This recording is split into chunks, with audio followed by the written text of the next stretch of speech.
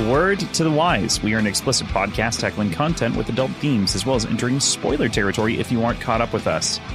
This week, that's through the end of the Green Bone Saga, through the end of Jade Legacy.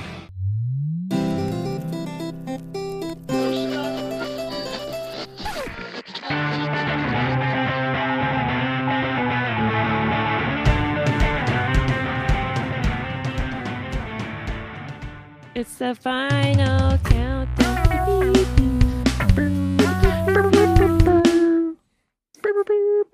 Hey there, this is Cross. I'm PJ. And I'm Ben.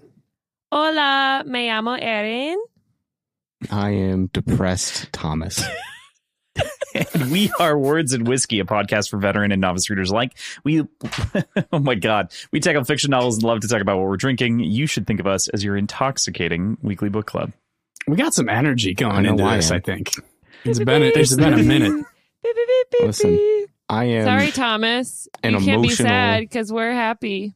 No, I'm an emotional bull in a china shop, metaphorically, knocking over vases. I'm a wreck. Are we doing shots? Because Oh, shit. we fucking are. For those who aren't aware, didn't see that, Thomas just ripped like 2 ounces of whiskey straight back. Yikes. It was You said pineapple you were scotch. getting drunk. Okay, nice. Drink up, Ben. Nice. That was actually delicious. I'm not going to lie. That may have been a mistake for me. Quick. Did you just shoot overproof? I just did half of it, but that was 151, yeah. I'll BJ, do rum and pineapple juice. Thousands of miles away, we're going to do the thing where you slap your... Go, bah!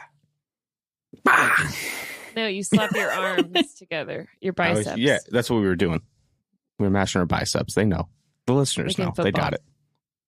Yeah. The listeners Like totally football. can see that arm movement. Yep. Mm-hmm.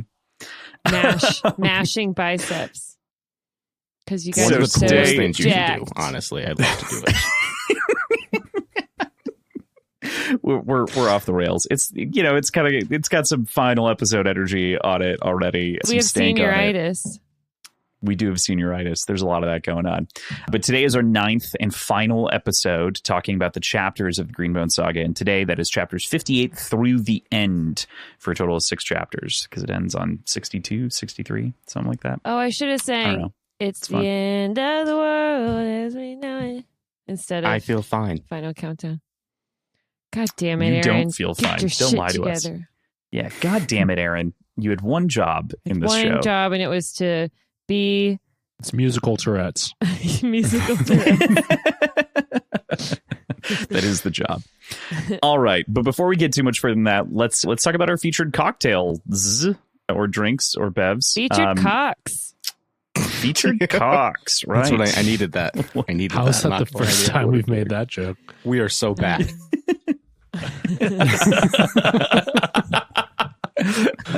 Thomas is smiling again.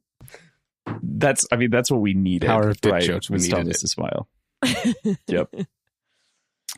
Keep trying, My Cross. brain is not Ripping cock jokes. Let's go.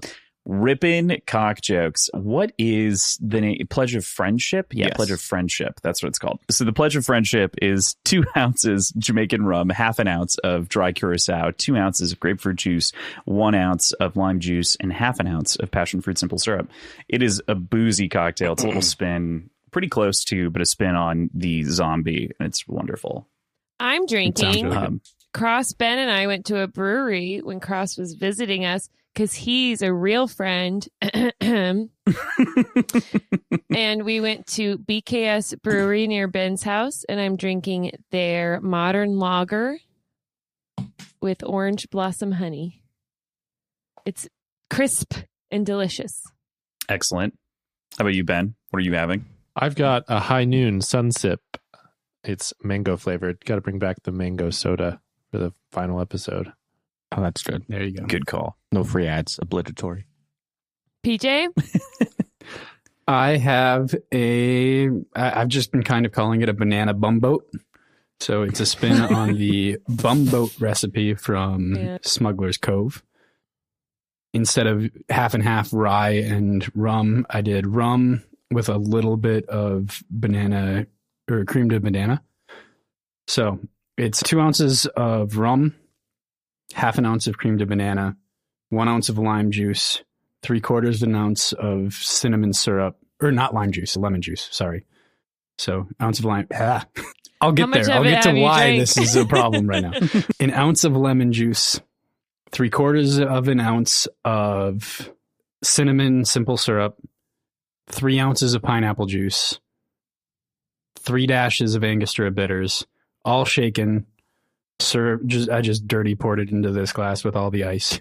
And then I poured an ounce of 151 rum onto it, and I like a floater, had the other shot of that 151, or the other half shot, and it's already affecting my mouth and words and brains and stuff. So I so, just Thomas, while you were listing all of those, while you were listing all those ingredients, I realized that you should have come to town and made us a super complicated cocktail, because Cross didn't make us shit. No, because John wanted to show off. All right. Okay. John was having a good time. So you gotta let John. Gotta let Alex. My husband is the bartender for our group of friends. So I let John make everything. We should have locked him next up time. and then you could have done. Alt, come to when we Wilmington. when we come to visit Cross, he can make us drinks. Yes, I was We need thinking an it'd be episode live from easier. Wilmington. It'd be easier to fly to see you with your liquor than it would be for me to ship it. Perfect. I mean, like, that sounds like a great plan. Thomas, what are you drinking? I'm drinking a cocktail that was made when I bought it. I think the name of it is an ad, so I will not say it, but it is pineapple jalapeno margarita. Wow. And it's fucking weird, but I wanted to call back to the first episode of Jade City when they have the chili, like rum type thing. I forget what the exact concoction was, but I thought it felt appropriate. It's crafted with tres generaciones. Generaciones. Are you talking about generations? That's what it says. 3. 3 generations. So it's like, some sips taste like We are so salsa, kind of. off the rails. Some of them taste like I just was straight up reading tequila. the label. There's not that much tequila in it, so I don't know what the deal is. Tres generaciones. 3 generations. All right. So, Thomas, what did you do to serve that? Did you just pour it over ice? Did you shake it? I did. Did you? I shook it a bunch and poured it over ice, and I keep stirring it. Okay, gotcha. I might drop some bubbles in it. Just like, as I've said, I like a bubbly cocktail. Yeah, go for Hell it. yeah, Add some brother. bubbles. One of the Get your sweet recommendations bubbles. for a lot of those like prefab stuffs is like just doing fresh citrus in it. So like a little bit of lime goes a long way, just to kind of make it all pop. But By the way, Cross Ben is realizing that I life. was reading the right word right now. I wanted you to watch his face. there's a lot going on. It still all at didn't make once in this sense. episode in this moment. But before we talk about the chapters, I have to ask, because we made it to the end of the book. How'd you feel about this week's reading? How'd you feel? You know, Bad. I mean, we'll talk more in depth about the book and the series on the whole, but how'd you feel? Bad. Thomas felt bad. I would like to formally apologize to everyone about staying on Aitmata's side for so long. I would like to officially retract my previous Can I statements. ask you to do that again, but directly to me? Thomas, I'm so sorry. I didn't know what was going to happen because Cross is a dictator and won't let me read ahead. I So, forgive you. yes, it was not great. Not great. Not great. I felt generally good. I mean, I felt like Hilo was going to die, as I said last time. So He was prepared. I was not surprised by that. It was emotional. I agree. That was well done. But I feel like generally we got a kind of a happy ending. Right. The kids are running everything. Yeah, I mean, I feel like it worked out pretty good. The calls- As good as it could work out for our team. The calls are on top. I don't know. That's kind of where I'm at. It was sad to see Hilo die, and they did a great job of, wrenching my heartstrings on that situation. But And he died a hero, saving Nico. I don't think that was to be unexpected. There was always going to be a price to pay to get to a lasting peace. And so that was Hilo, which, I mean, he kind of probably needed to die anyway. Wow. For the peace to be Say that to Thomas's effective. face. I'm watching out. Shay didn't die, which I was Do happy not call about. me. Sure. Mm-hmm.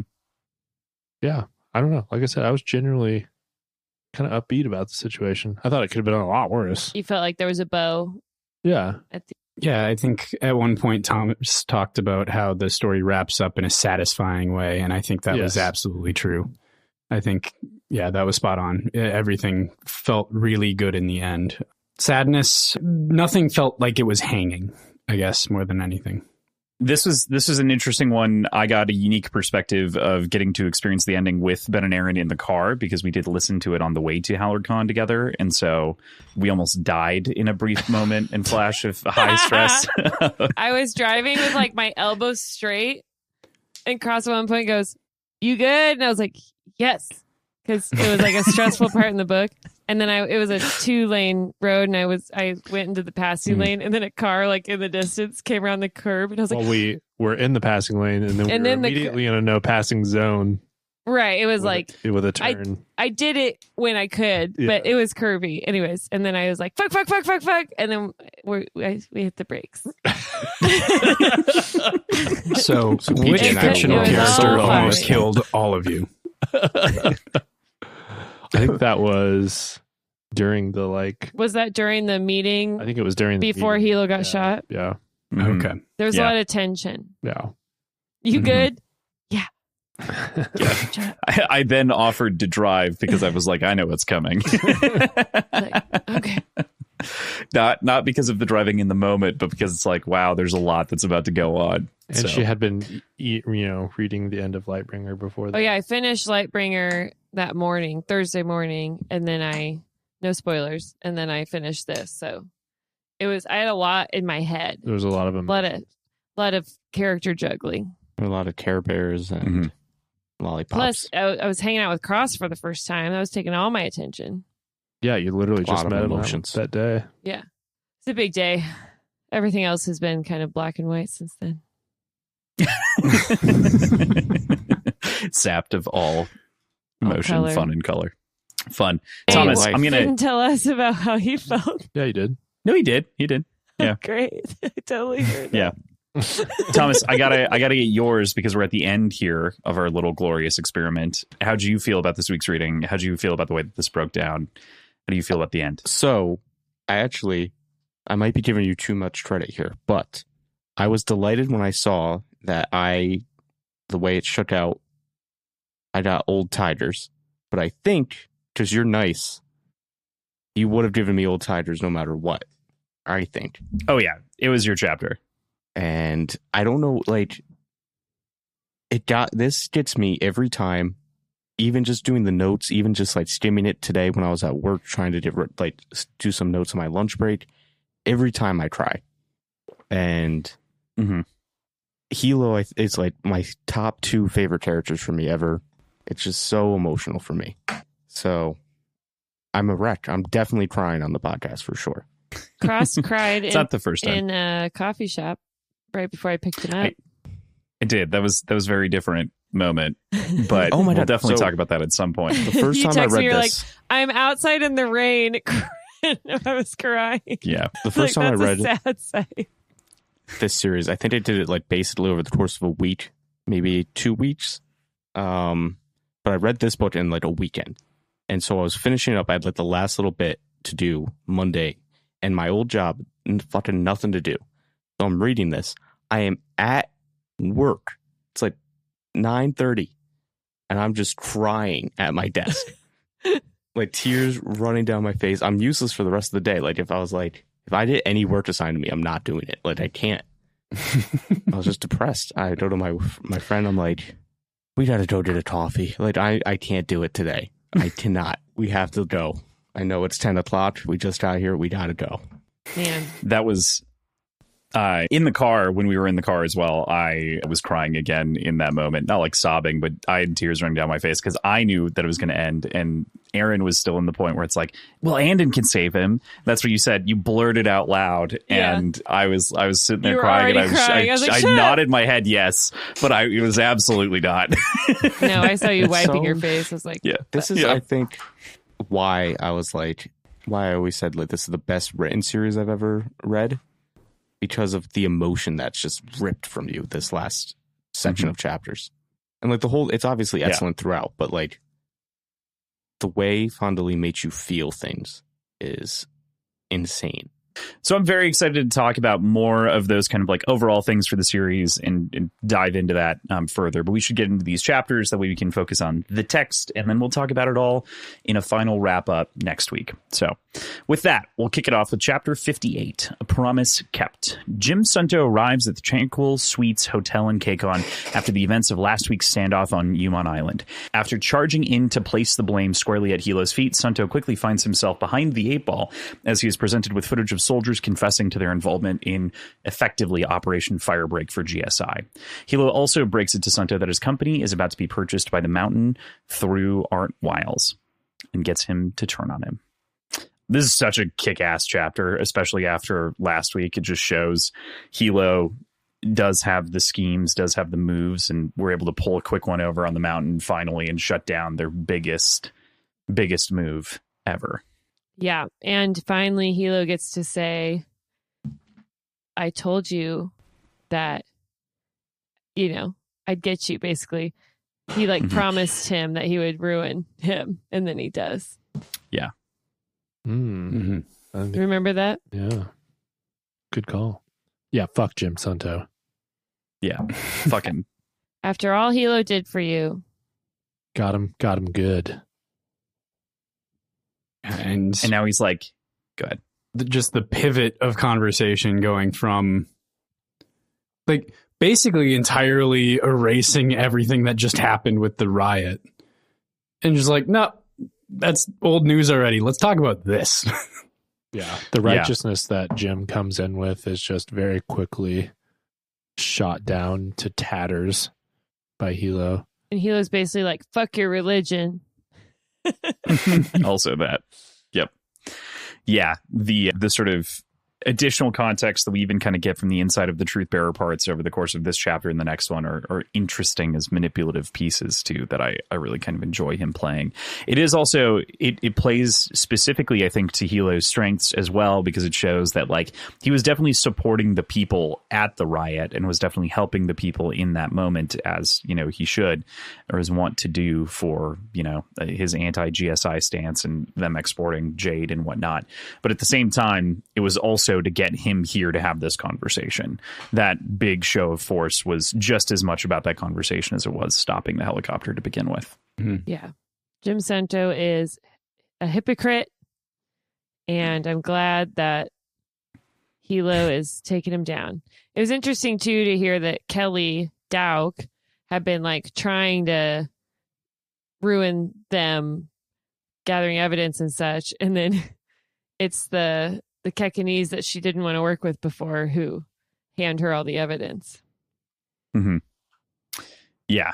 I also adore the videos and all of the different voices, of course. It is excellent to me. I think we talked a little bit about this in the last episode, but the fact that, what's his name from so long ago, the fact that it's his kid that is the one, the shitty cousin, right? Teji or whatever. Teji's.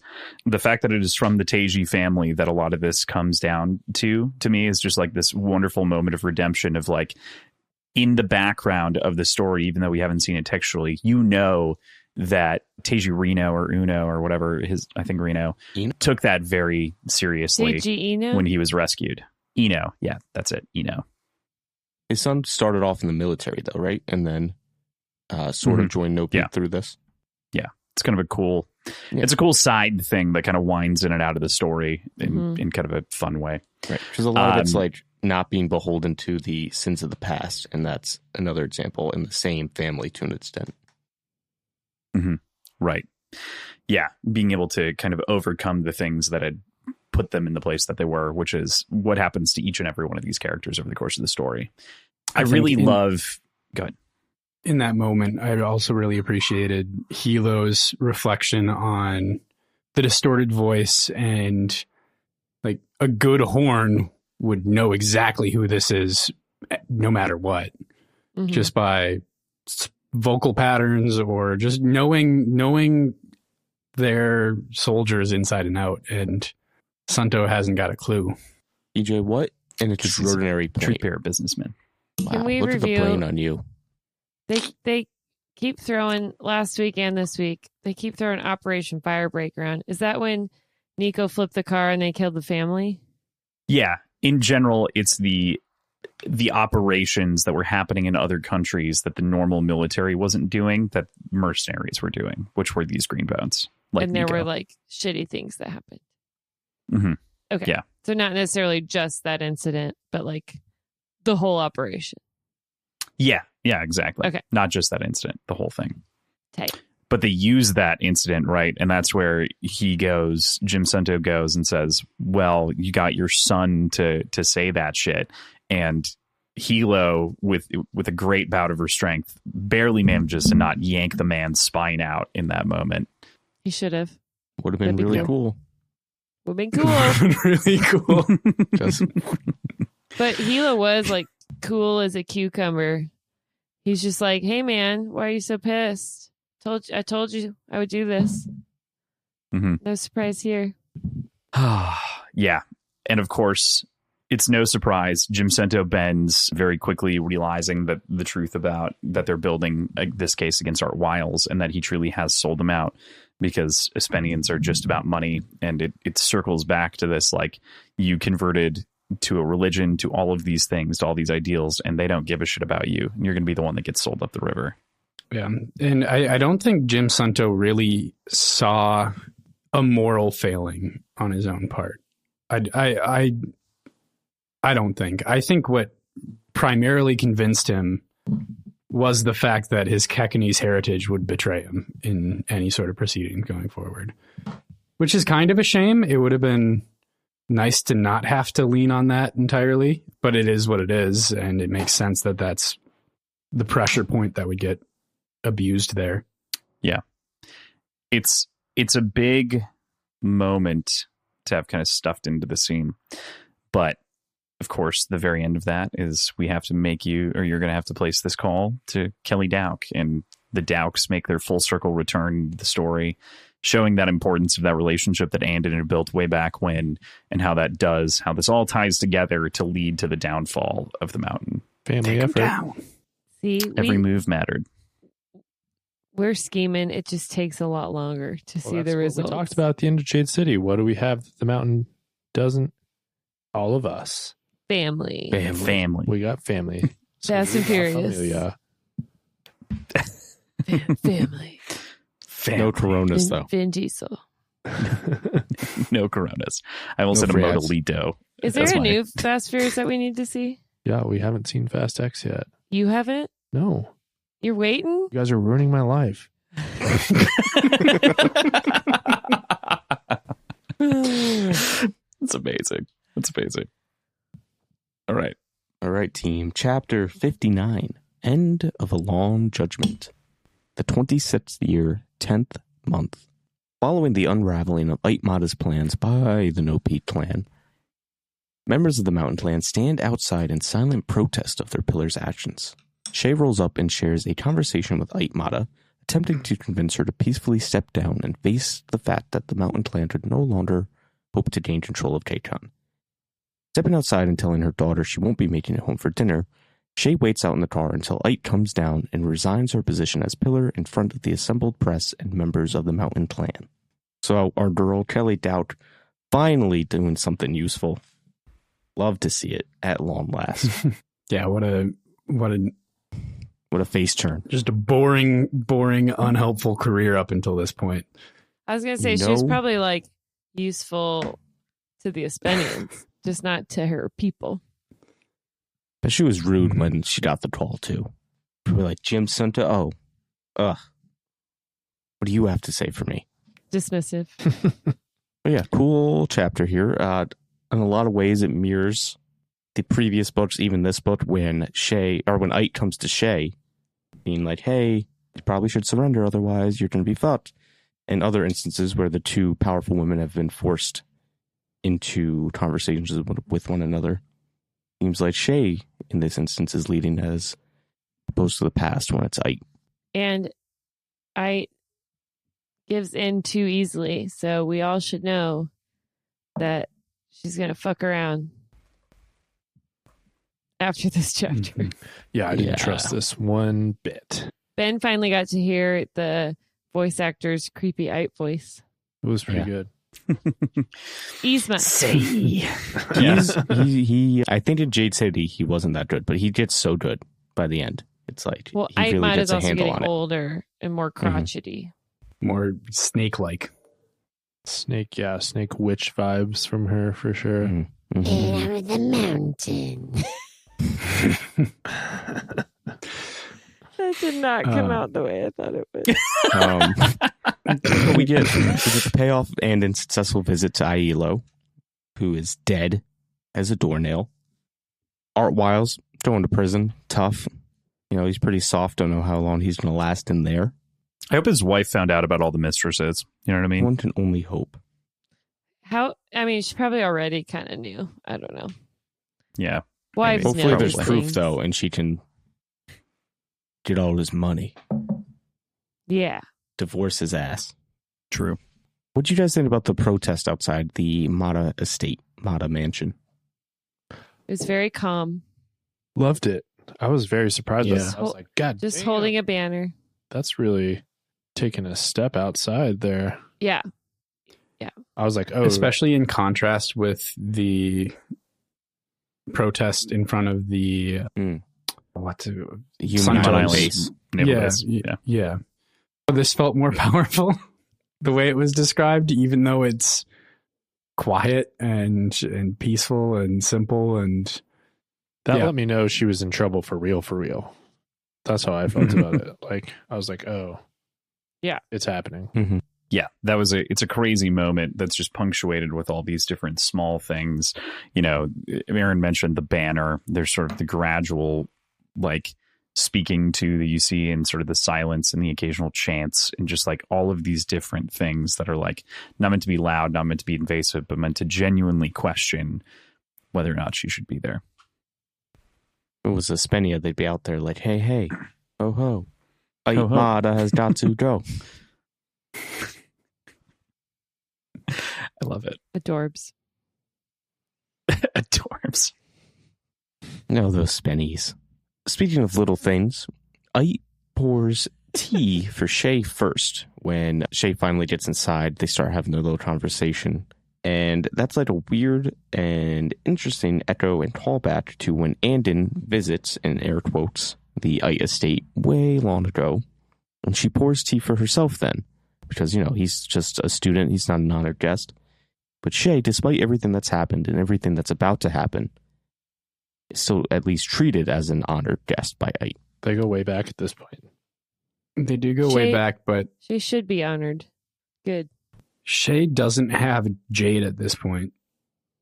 So I think every step, and looking at it retrospectively, knowing what happens and knowing that like all of this is a ruse, I feel like this is entirely choreographed to put Shay on the back foot a little bit, to make her a little bit comfortable and feeling like, oh, this is a well-intentioned meeting and we're respecting each other and things are happening the way they're supposed to in a situation like this. So I think it was crafted, intentional. Or maybe she's showing Shay respect since Shay and her have a working relationship, even though she knows she's Unspoken. going to try to kill everybody. It's like a last, I respect your game. Game recognized game. Thank you. And makes there is sense. some of that, even though Shay is sort of downplaying it in her own head. But it's like, hey, hats off, you fucked me up. Good scheming on your part. And she's like, thank you. But in her head, she's like, wasn't really me. And is this part of a scheme? It's all a scheme. Yeah. Yeah, you can never really Everything. trust her. You can never put anything past Aitmata. No, you fucking cannot. And they shouldn't have. Yeah, and then we also get like basically kind of a general catch up on how the No Pete's plans worked out, how their schemes unfolded. Ait pretty bitter here, thinking that her way was the only way and that things will play out no differently than they have. And it struck me sort of that Hilo understands her. And obviously he can't understand like some of her strategic and business acumen, but like on a fundamental level, he understands her. But she doesn't understand him or them in the same way. I think it's because she doesn't really understand how to have a family loving relationship, you know? What it is to like rely on someone else. Right. I mean, maybe a little bit with like, She probably thinks she understands them, but she probably really only understands trying to win no matter what. That's kind of all she understands. Yeah, I was going to say she hasn't needed to this point. She hasn't really needed to understand Hilo at all because she's been this force of nature. And it's taken everything that No Peak has had just to kind of keep them in this stalemate. And a lot of that is just intense research and understanding of their enemy, whereas she's just operating as she sees fit and it's doing what it needs to do. Like she hasn't had a need to really dig that deeply into who Hilo is because she hasn't been at a disadvantage in that way. I like it. I was digesting it. I was chewing on it. There's also in here a King e167 reference. And I thought it was funny that it was phrased, you remember the story from history about King e167? And it's like, Shay, she was alive when this happened. Her village got bombed. Like, that's her origin story. Remember these historical facts, you old bitch? yeah. Remember this folklore, legend, ancient... It's like, not that long ago. Then you just imagine Aitmata being like, my village was bombed. And I saw her. Pull the lever, silly King Ion. Silly girl. Silly girl. That's a great Wrong Aitmata. lever. Yeah. Yes. And then last thing, Ait steps down and it seems like you guys weren't buying it at the time. It just seemed too easy.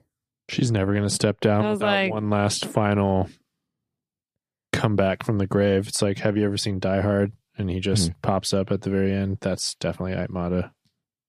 An enemy can still kill you Yeah, on their Shay. way down. Watch Die Hard, idiot. Yeah. There's just no way she. Hey, don't call Shay an idiot. Do you think any of the Danny Sinjo pictures are like Die Hard? I hope so. They need to make a Green Bone Too Die black, Hard. too green. We need it. What would we it need be? it in the Like world. Jade Hard? Yeah. Jade The Itches. Jade It's pretty Hard. good. Yeah. I feel like The Itches Yeah. is that drug movie with Ewan McGregor. Die Green. Oh, Maybe. Trainspotting? Yes. Yeah. Die Green. Yeah, Dye Green. That's good. Die Green That's is fucking amazing. Dye Green. There it is. There it is. I'm Somebody make there. the poster. Starring Danny Sinjo. Yeah. For sure. That's the There's no spinoff way we it's need. not Die So the Green. first spinoff is my Your Espenian boys. friends, who I can't even remember right now. And then the second More one than is They're basically Johnson and Johnson from Die Hard already. Yeah. they're in. And It's a crossover Danny event. Sinjo doesn't need fake feet shoes because he has Jade. Yeah, he he can actually steals. run around barefoot So he runs around barefoot. without feet shoes. Yeah, I think instead of Great doing point. a recap, like series recap next time, the next episode is just pitching Die Green. Yeah, it'd be amazing. I like it. Perfect. That's the wrap up. You heard it here first. Yeah, actually, I really listeners, do. send us your best pitch for Die Green. Cross, what's the email? wordsandwhiskeyshow@gmail.com. Yeah, and I thought it DM was any of us. wordsandwhiskeypod@gmail.com. Nope. Words Whiskey Pod on Instagram. It's not your Twitter. podcast. Well, I'm just saying when I said your email on HowlerPod, I said it wrong. It's fine. Everyone found it. Words and Whiskey Anyway, Showpod. Showpod.com. People will figure it out. Words Yeah. and Whiskey, don't eat Tide Pods. Don't eat tidepods.com. I wanted to throw in with the IT thing. I love how it takes so long. You know what I mean? Like she's waiting there in the car for a long time. Mhm. She doesn't have perception. She doesn't have detection or any that capability whatsoever. And it's truly a grueling time frame of Shay being like, do the right thing. And yeah. And she quote unquote does. Mm-hmm. And there's the element of like, Shay's late for dinner. And I think that harkens back to all the previous instances where she's like sort of checked out from Tia's life with the ballet and not as present as she would hope, or maybe Tia would hope. And there's like the inability for Tia to grasp what's going on in her mother's life to a large degree. But there's also sort of that vibe that it's like, this is the last time she'll have to be late for dinner. Mm-hmm. Yeah. This is the end. Cool. We're all With that, safe now. We're all safe. Everyone's good. There's only 3 chapters left. Nothing can happen. Seriously. I remember this is kind of fun because I have unique experience with this one of sitting and experiencing it with you guys. But I remember this and being like, yep, 3 chapters left. And you both went, huh, there's a lot to happen in a couple of chapters. And I was like, don't look at me while I listen. Stop it. Cool. All right. With that, we move into chapter 60, Final Debts. Hilo gathers the family for dinner at his place, and they discuss the pledge of friendship from the new pillar of the mountain clan, Ait Atosho, of which will end all hostility between the 2 clans. Hilo, however, has other plans and wants to ensure the death of Aimata. Nico is formally selected as the intended heir and is chosen to attend the meeting instead of Lot. Andin announces that he also wants to run for political office, and the chapter ends with a sudden POV shift that is maybe a paragraph long, in which Iwe Kalundo answers a mysterious call to Ait, or from Ait. That fucker. Yep. There's a lot that happens here, but I want to start off with a couple of like little things that we get right at the beginning of the chapter. Call Wan Ria, still kicking at 85 years old, and like in the background of the shot is both very interesting and so depressing for what's about to happen. The fact that she does in fact bury both of her sons, her husband and her father-in-law, like just yep, and a grandchild. Like there's just a lot of trauma in that woman's plate and like life lived. Yeah, it says something along the lines of her not quite being up to her faculties physically or mentally anymore, and I would only assume so based on what she's gone through. It's been a tough life for her. Yeah, I would hazard to guess that it was really, really tough. There's also a couple of other little snapshots. The Juen kids are still roaming around. They're obviously, fingers and fists at this point, as well as Make Cam, of whom is there. So it's great to kind of have the sort of trio of these older families that have been important to us for books and to get to kind of see a peek of them, what is effectively one last time. So we move into the dinner, of course, and they have a nice fancy dinner. There's a little cake in the center that is kind of a focal piece of thinking back to Rue as like they try not to eat it and cut it down in smaller and smaller pieces as opposed to actually finishing it off because they know that he would have totally eaten it. That sits in Hilo's mind, of course, in the moment. But there's kind of a lot of random things to talk about with this dinner. The first one is the fact that there's this proposed alliance that, Doru had made all the way back in Jade City to the Coben family. And now that that's something that they're considering to begin with. And like a lot of that is very interesting because was Doru right? Like in a lot of ways? If Doru stuck around, would less people have died? So the one difference between what Doru and Ait herself had proposed and what's being proposed here is a difference on like who the main clan is. Right. Like who ends up on in top? Inverse. Yeah, but otherwise, yeah, it's pretty ironic. They got the best of both worlds here. I mean, I feel like they won the battle and get the merger, but they're in control of it. And family's in a better position as a result. You're so positive, Ben. This is definitely a victory dinner that just has this like undercurrent of there's still some things left to resolve, of course. And nobody important will die. In this instance, Doru is the most frustrating kind of right, which is he was right, but his math was wrong. So he's like, he's right, but for the totally wrong show your reason. work. And it's just like he got lucky, but it's insane. It's like, but was he lucky? But it's very annoying. Doru was a great weatherman and a fucking awful person. I still disagree with that assessment. But that's why it's also frustrating because he was bad at his job. Like, he was good at first, obviously, but by the time we meet him, he was bad for like the last 2 decades is my take. He was unloyal, which is bad. Mm-hmm. Right. That's also true. Also a pedophile. Yep. Awful person, good at his job. Doesn't mean you shouldn't have his job. This is one of those chapters where you're like, everything's going too well. Yep. You know? There's got to be one last thing. While you're reading it, you're like, I don't like any of this. It's too happy. And we're only on 60. There's still 3 chapters to go. You know? This is a tough one too, because it does have this sense of like, yes, we're winning. And there does feel like there's another shoe that is going to drop at any moment. Yeah. There's a ton of lovely scheming here right at the end here to close out the book. Obviously, like you'd said, we've won. We've got all these new clans defecting to us. The mountain is definitely broken. Old enemies are mostly gone, except for they aren't actually dead.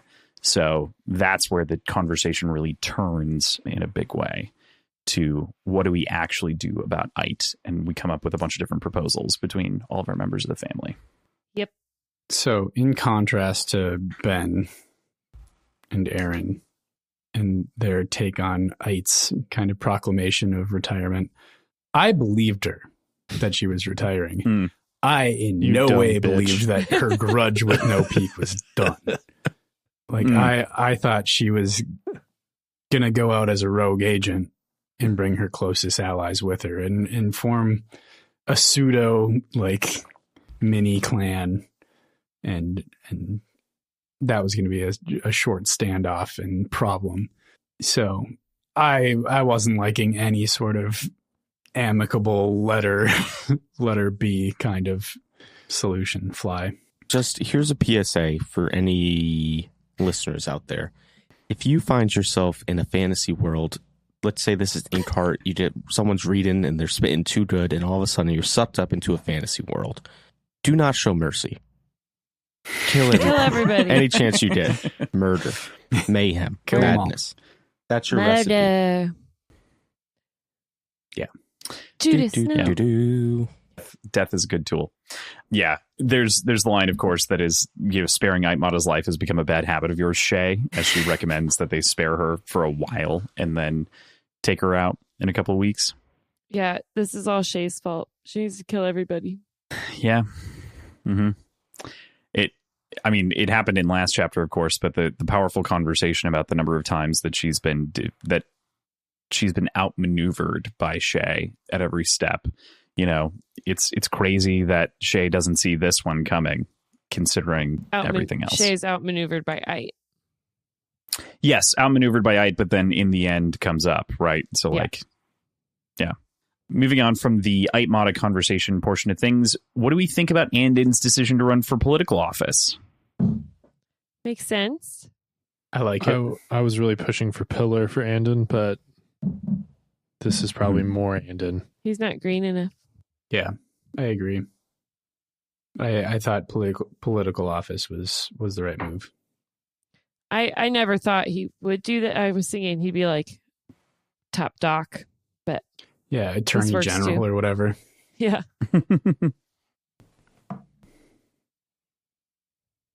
Yeah.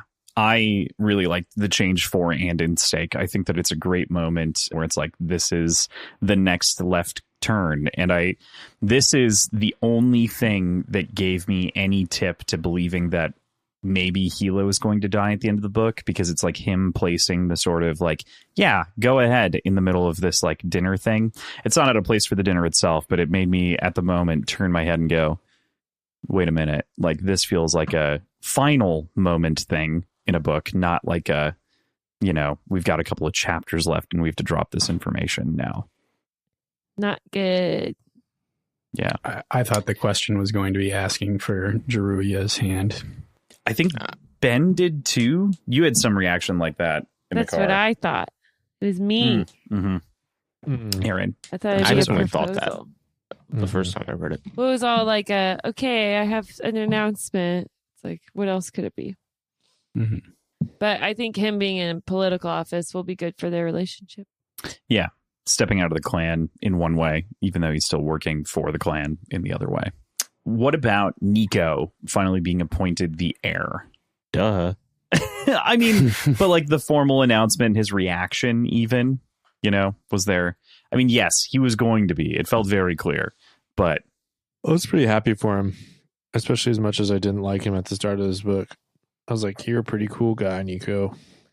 Yeah, unfortunately, his brother dying was probably what made him a good pillar choice. Mm-hmm. Seemed It to is be funny kind that- of what comes along with the title, you know.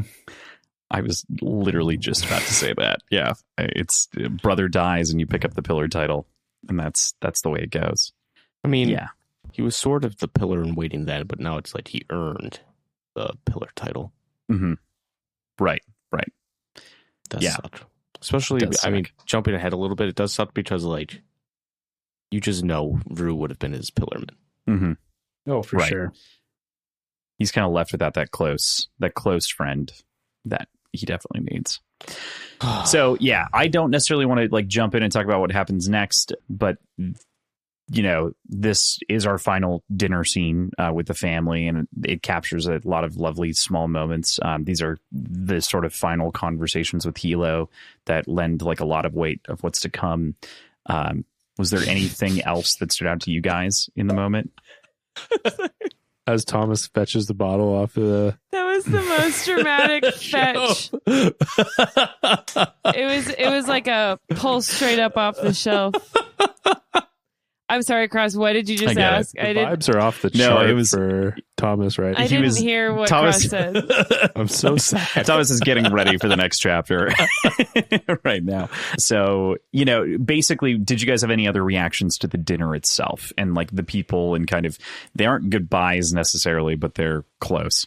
I thought it was interesting that Lot had a big scene here, and they pointed out that he's the only not call or not family member, but had a big say and vote and like what they should do next. So that just shows how like integrated he is into the family. Yeah, it was nicely done, like very subtle goodbyes, but not really. But when you're going back and kind of looking at it again with the knowledge of what happens, it's all right there for you on the page. I like how she did that. Yeah. Everyone kind of gets their time. And you Right. see kind of the weight on Hilo in the moment.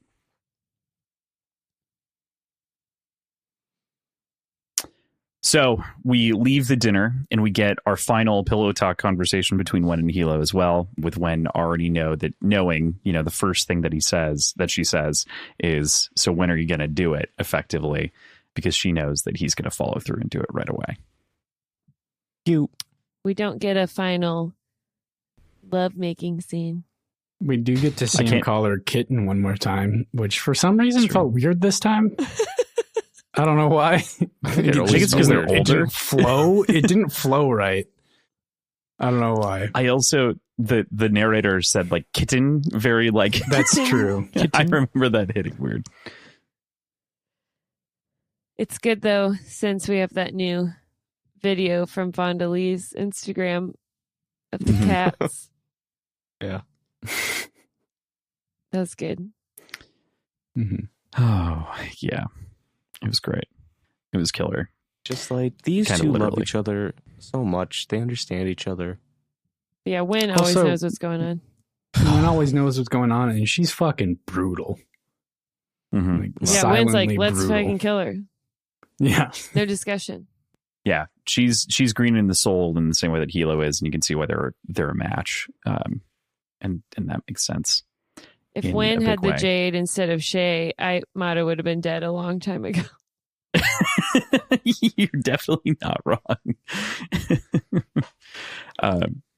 There would have been a lot of things that would have been subtly different, I think, of course. But I really appreciate that. If Wen could wear Jade, like, the Mountain Clan doesn't exist after Jade City. Like, it's done. Wen annihilates everyone.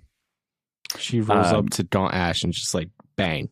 Bang. It's like Wen and Hilo back to back. Yeah, it's like people Mr. and with their Mrs. Smith. finger blows. Yeah, she would definitely kill everyone. And Andon would have never not left his Jade. And there's a whole AU that I can see very quickly unfolding from Wen basically being John Wick is the vibe that I'm getting. But Nice. We should write that. yeah, we should write that. Just like it's just the Freebird scene from Kingsman, but for however long this book series is. Yes. Yeah, no, I adore this kind of final sweet scene that they share, because our first scene with Wen and Hilo together is a scene in bed. The second one, or the last one, of course, is also a scene in bed. I also want to mention the comment that Wen makes about being worried because Nico isn't married. Such a mom comment. It's such a mom comment, but the pushback of like, no, it's fine. Romance will come to him. Don't worry about it. So and spot on. yeah, the amount of care that Hilo genuinely holds for Nico and like his life and compassion, and that goes into next chapter when they discuss marrying off potentially, and he barks and defends that. But yeah, it also, I mean, it makes a lot of sense given everything we know about these two, because even though Wen is very romantic when it comes to Hilo and loves him, she very much saw her role as putting out offspring and heirs for the No-Peak clan. And Hilo is just super romantic and thinks like love is wildfire, it's lightning. And so, he would obviously be like, think that his nephew needs to, or maybe not needs to, but like that when next chapter when Otto's like, oh, I might introduce you to some cousins, like that makes his reaction then made sense and now makes sense as well. Mm-hmm. Mm-hmm. Yeah. It doubles back on it in a nice way and shows that Wen was never a vessel. Wen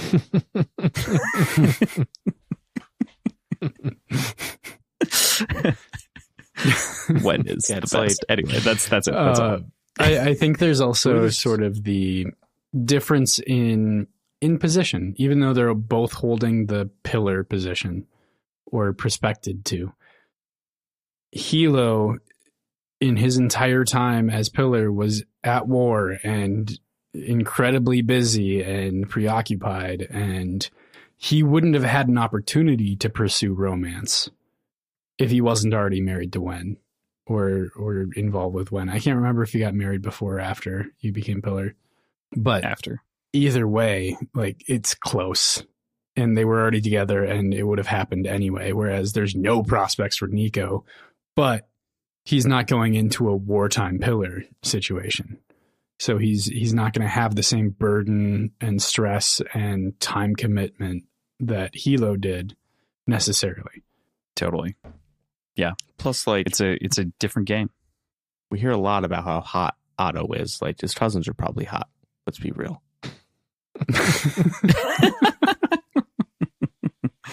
There we go. We hope so for young Nico. So two final little things. There's a quote here. Shay's right. Our clans should put the blood feud in the past. The younger generation should start with a real chance at peace. But our generation, we still have our debts to pay. And such a good final note that the chapter should have ended on, to be fair. But we can't just have like a one-off, one-paragraph chapter with Iwe Kalundo answering the phone and saying, Aichen, I have the information we need. Everything will be arranged and discussed, as we discussed. Kind of feels like brutal to set up what's coming next. It kind of feels like a screening audience note. Not this, like, I know it's a different process for books, obviously, but when like a test audience is like, whoa, we don't fucking understand this obvious thing. It seems like maybe an editor asked for that. I'm sure. That's fair. I could see that being the case. She does a slick transition between perspectives, though. Yeah, just the quick, easy. The phone rang in the home of Iwe Kalundo, and it's nice. It's quick. It's dirty. Listen, I'm not going to act like Fonda's not one of the goats, because she is. It's true. Dan Wells recently said that she is the most impactful living fantasy author. Who said that? Dan Wells, of whom is another writer, and the other guy writing the Cosmere with Brandon Sanderson. Anyway, big time author. Put her over Neil Gaiman. So, but I think that's it for this week, right? That's all we had. Because I think 3, 2, everything's 1. happy. But yeah, in my notes I have fuck this. I've actually decided I don't want to do the show anymore. So bye. And they all lived My happily God. ever after. And that, unfortunately, brings us to Chapter 61, Old Tigers, the 26th year, 12th month. Hilo, Nico, and Shay meet with Ait Atto and his newly appointed Horn and Weatherman, both trusted relatives of Atto. Concurrently, Lot, Vin, and two Tars filled with No Pete's best killers launch a raid of Ait Mata's home, only to find her somehow missing. We flash back to the meeting between Otto and the Trolls, where negotiations continue, progressing to the pledge of friendship and exchange of moonblades between Nico and Otto. Suddenly, Hilo shoots dead one of the penitents, and as the rest open fire, he leaps into action, sacrificing himself to save Nico and Shay. Scrambling low in his fist, having arrived too late to prevent the attack, bring Hilo home, where he passes from his wounds, surrounded by family. Fuck. Bummer, dude. Yeah. Yeah. So we're all going to cry together. Tough. Let's try to keep on track, because there's a lot of cool stuff that happens in this chapter before the horrible stuff happens. I'll keep it together if you keep it together, Thomas. I'm not going to. I'm going to cry at the end, for sure. Okay, well then, all right. First and foremost, this is a rare collab for Cross and I, even though this whole podcast is a collab between all of us. First and foremost, just a great title for this chapter. Definitely. Old Tigers. It's just like, even if Fondly hadn't been putting in this work, laying the groundwork for this chapter title, if you see Old Tigers, you're like, that's fucking sick. And you kind of know it's like, you know the vibe, but because she did put all this groundwork, it's like even juicier. Yeah, the fact that it has consistently been a thing that has been talked about for all of the books, that these clans are these tigers, that they're like always out to maul each other, and there's this sort of fighting tendency. We hear about the old tigers. Hilo brings it up in previous stories, and there's just always this thing, and then you see and you hear that title, and you're like, oh shit, it's not over yet. Yeah, that's definitely an indicator here. It's like we're going to get one last confrontation. Speaking of confrontations, my cats are fucking fighting right behind me. I thought your cats were fucking. Got inspired by the old tigers. No, they're fucking wrestling. Oh my God, they're still fighting. I yelled at them and they're like, amazing. Bah, bah, bah. The timeline for this chapter, the 26th year, 12th month, there's something just like so gutting about how specific that is. I think there were moments, oh, PJ, you go. Oh, didn't quite make it to the 27th anniversary? Right. Not quite. Mm-hmm. I didn't think about that, but yeah, that's a good point. And it's like, there were moments for us as readers, and certainly a lot more moments for the characters in this story, where it seemed like, Hilo's days as pillar might be single digits. Certainly, I don't think anyone when he ascended thought he would make it to 27 years. Damn near 27 years at least. Yeah. And here he is on the precipice of ushering in a whole new era for Tayton. He literally lived a lifetime as the pillar. He doubled, he was 27 going into it, and doubled the time, doubled his life in it. That's pretty awesome. I didn't put those together. We lived a whole life with Hilo. Yeah. Pain. Twilight. So we get to the meeting, and I thought it was interesting that, Hilo and Otto are meeting face to face for the first time here. Oh, yeah. We also- It is the first time. Yeah. And really, Nico only saw him when he was spying on him that one time, right? I think Watching they his were working duel, right? together, but he was trying to like Yeah, they. Oh, you're side-eyeing right. him. That's right. Mhm. Oh yeah, but he and Nico There was also the time when watched he was him a kid. duel, right? Yeah. Yes. Yeah. That was the first time. Yeah. So Hilo really never met him when they were all working together. Hilo was always not there. Yeah, it was always like the horns and their dudes were working together, the fists, but like anyone else, not really. Tight. It's kind of surprising, but I based on the hierarchy, I guess it kind of makes sense. And Ait never really liked the Cobans in general, Mhm. despite her kind of grooming Otto. But she was doing the least. We also get in this section kind of a rundown of the new leadership of the mountain, and it does a nice job very subtly setting up, I think, the next chapter when, basically Otto has to rely on his family because there's no one else he can trust. And then he loses one of those people, those very few people he can trust. It's very sad. There's also a nice bit of like meta writing, I guess, that Hilo doesn't want to use Ait, and I think it makes life much easier for us as the reader, where it's Otto instead of a new Ait that we have to be like, it's Ait Otto, Ait Otto. Yeah.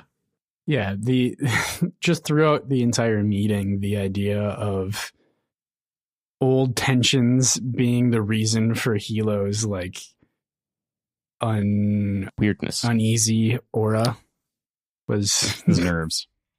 yeah, so well done.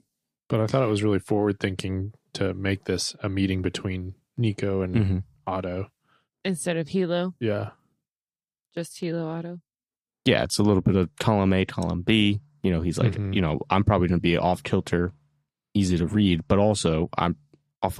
He was planning to retire because he Right. knew his killing Ait or having Ait killed would basically mean he has to step down anyway.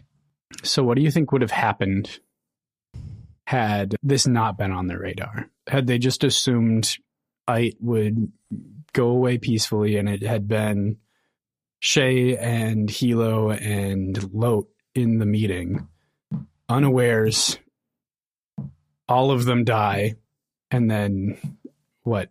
Nico picks up as pillar against Ait Mata? Is that kind of how it would have shaken out? Do you think Hilo would have had the wherewithal to see that this was a setup? I feel like Had he if not, Lot was I in think there, Just so. plan and mash. we would have had more of a chance. I feel That's like a good even point. like Finn outside. Yeah, because he wouldn't have sacrificed himself to save Lot. Right. Mm-hmm. And then also Lot probably would have been a little more on edge than Nico, had his perception up a little bit. So he would have probably thrown up a deflection of his own. Right. And there's also is Vin outside? Fucking got his reception. He's like, those aren't penitents. He rushes in. Yeah, let's rewrite this with Lot in the room. Yeah. And they all live happily ever after, except for Ait, who is executed. This whole situation kind of calls back to that one time Shay had her helper who didn't wear Jade. He was dragging her down. Now Shay's become the Jadeless Mm, person who can't protect herself. damn. Maybe weathermen need Jade. I don't know. Ben, say the I don't line. know. I don't know. What? Say the line. Which line? That's some fine book reading. Oh, that's my old catchphrase. Yep. You have a catchphrase? I got haven't been plenty. paying attention to what Ben's been saying. Good book reading. Too good. I forgot about my catchphrase. That'd be a good shirt. That's That some would good be. book That'd be a reading. great Yeah. shirt. Actually, that's Copyright that's a Howler good Pod. idea. Just Ben. Nico mentions Rue in his opening with Otto. What'd you guys make of that? I It think hurt me to hear Nico. it. I feel like Nico is one to put it all on the table. He's not playing this behind the back shit. He's like, here's my soul to bear. Like, let's get it all out there. No elephants in the room. Mm-hmm. So, are you he might have known it could unbalance Otto, but that wasn't his intention. He's trying to I'm going to put it all out there just to get it out there. But if it unbalances, that's not his role type of thing. That's just how I read. I read it more as like, like it's the elephant in the room. Let's get it off our chest. Let's start with this, and then we can move on with clear heads. I agree one that I think max. it was. Yeah, I agree that it was mostly sincere. I do agree with Erin's read on Nico. I think he's just kind of a soul laid bare type of guy. And not afraid to be like, this affects me and that kind of thing. But I do agree, like, I think there's an element of unbalance to Otto there. And whether it's intentional or not, I think it's part of the play. I think both of the prospects that are outlined in the book of it being an unbalancing thing and also a sincere, just lay it out there thing are probably true. I think it can be double-sided. I think Nico has also deftly learned the ability through GSI and his time overseas to light switch his emotions and just totally turn them off, which is probably pretty good for the position that he's been put into. It's kind of scary to see, but hopefully he doesn't need to do that very often going forward, given the sort of friendship that they're trying to forge here. But that, of course, brings us to the cool spy action scene we did. And, we've kept track of the technology that's progressed through here. We got cell phones that can text pretty easily now. Hilo just texts from his pocket like he's fucking Matt Damon in The Departed over here.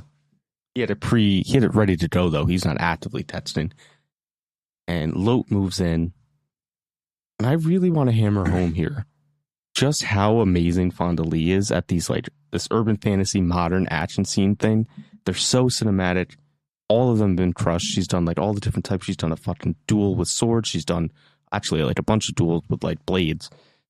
But there's, like, something, like, sleek, sexy, modern, and it's really awesome about these scenes, specifically with Lot Jin, where he does, like, all this cool spy stuff, it seems like. And they're not pretentious at all. Like, they're just awesome. It is cool to think of, like, them coming in and there's like a secret tunnel that is hidden that they didn't see, and then they go back and find it. Mm-hmm. I think it's an excellent call out to talk about just like how we're getting such a modern action sequence, but it's got all these fantasy elements in it, and that's not something that's super common. I don't feel like. So yeah, I definitely really appreciate that, and just like it's become, I agree, like a total master class at this point of blending that kind of modern action /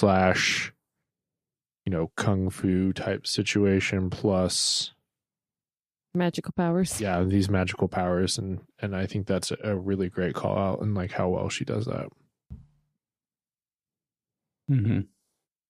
I think this setup also gave some plausible deniability to the idea that Lot wouldn't have been able to perfectly clock Ait's escape aura.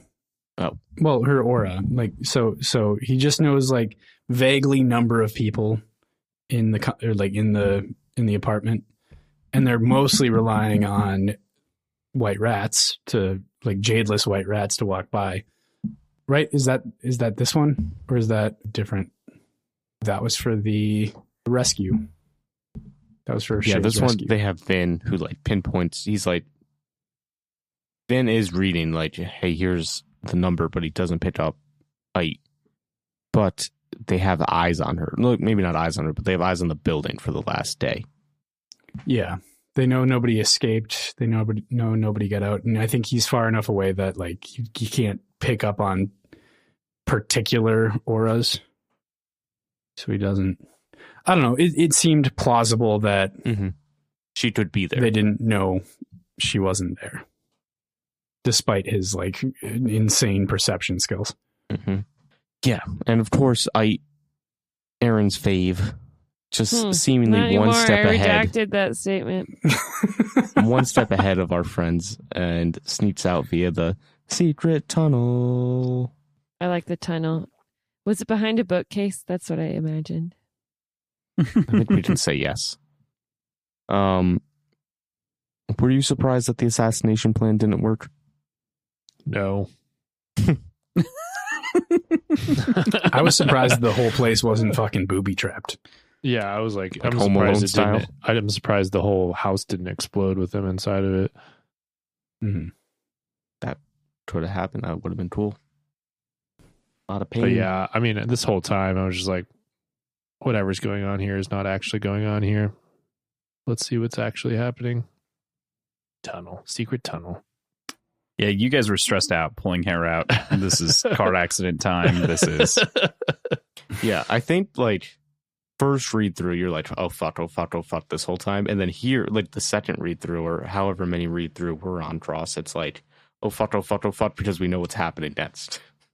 Like, yeah, for opposite reasons, but the same immediate response. You're like, oh no.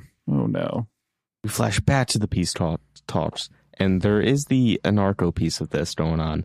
And if anyone wants to dig into that, let's do it. But the meat here is the exchange of the moon blades and the pledge of friendship between Nico and Ayato. Love it. I mean, I can't think of a Moonblades. better amicable way to break up the Anorco sort of situation. And just like treat it like the rest of the Jade that we deal with. Like just Very smart. break rational. it up amicably. Yeah. I would like to exchange moon blades with all of you. I will not give you my moonblade. Wow, fuck you. Why not? Well, it's just part of the tension between us. I will say when Hilo is like and on Jade, pow pow. I was like, what? What the fuck? Under heaven and on Jade. What the? Who's he pow powing? I thought he shot Otto. That's the way Fondly wrote it. See, there was Both a third freaked out pow. so hard. Yeah. I said, Pow, who pow, pow. did He just he chose- shoot? Executes the leaders of the mountain plan. That's how it was written. Mhm. You like didn't know who he shot. Oh yeah, I didn't realize what was happening at first either. And then you get the little gun clatter out on the floor. And you're like, oh, Oh, fuck. Oh, what's going on? And what's going on is this bitch, Aitmata, learned from when she was almost killed, and she said, penitence? More like Trojan horse. I wonder why they couldn't all perceive these murderous penitents. And we have cell phones, but we don't have metal detectors.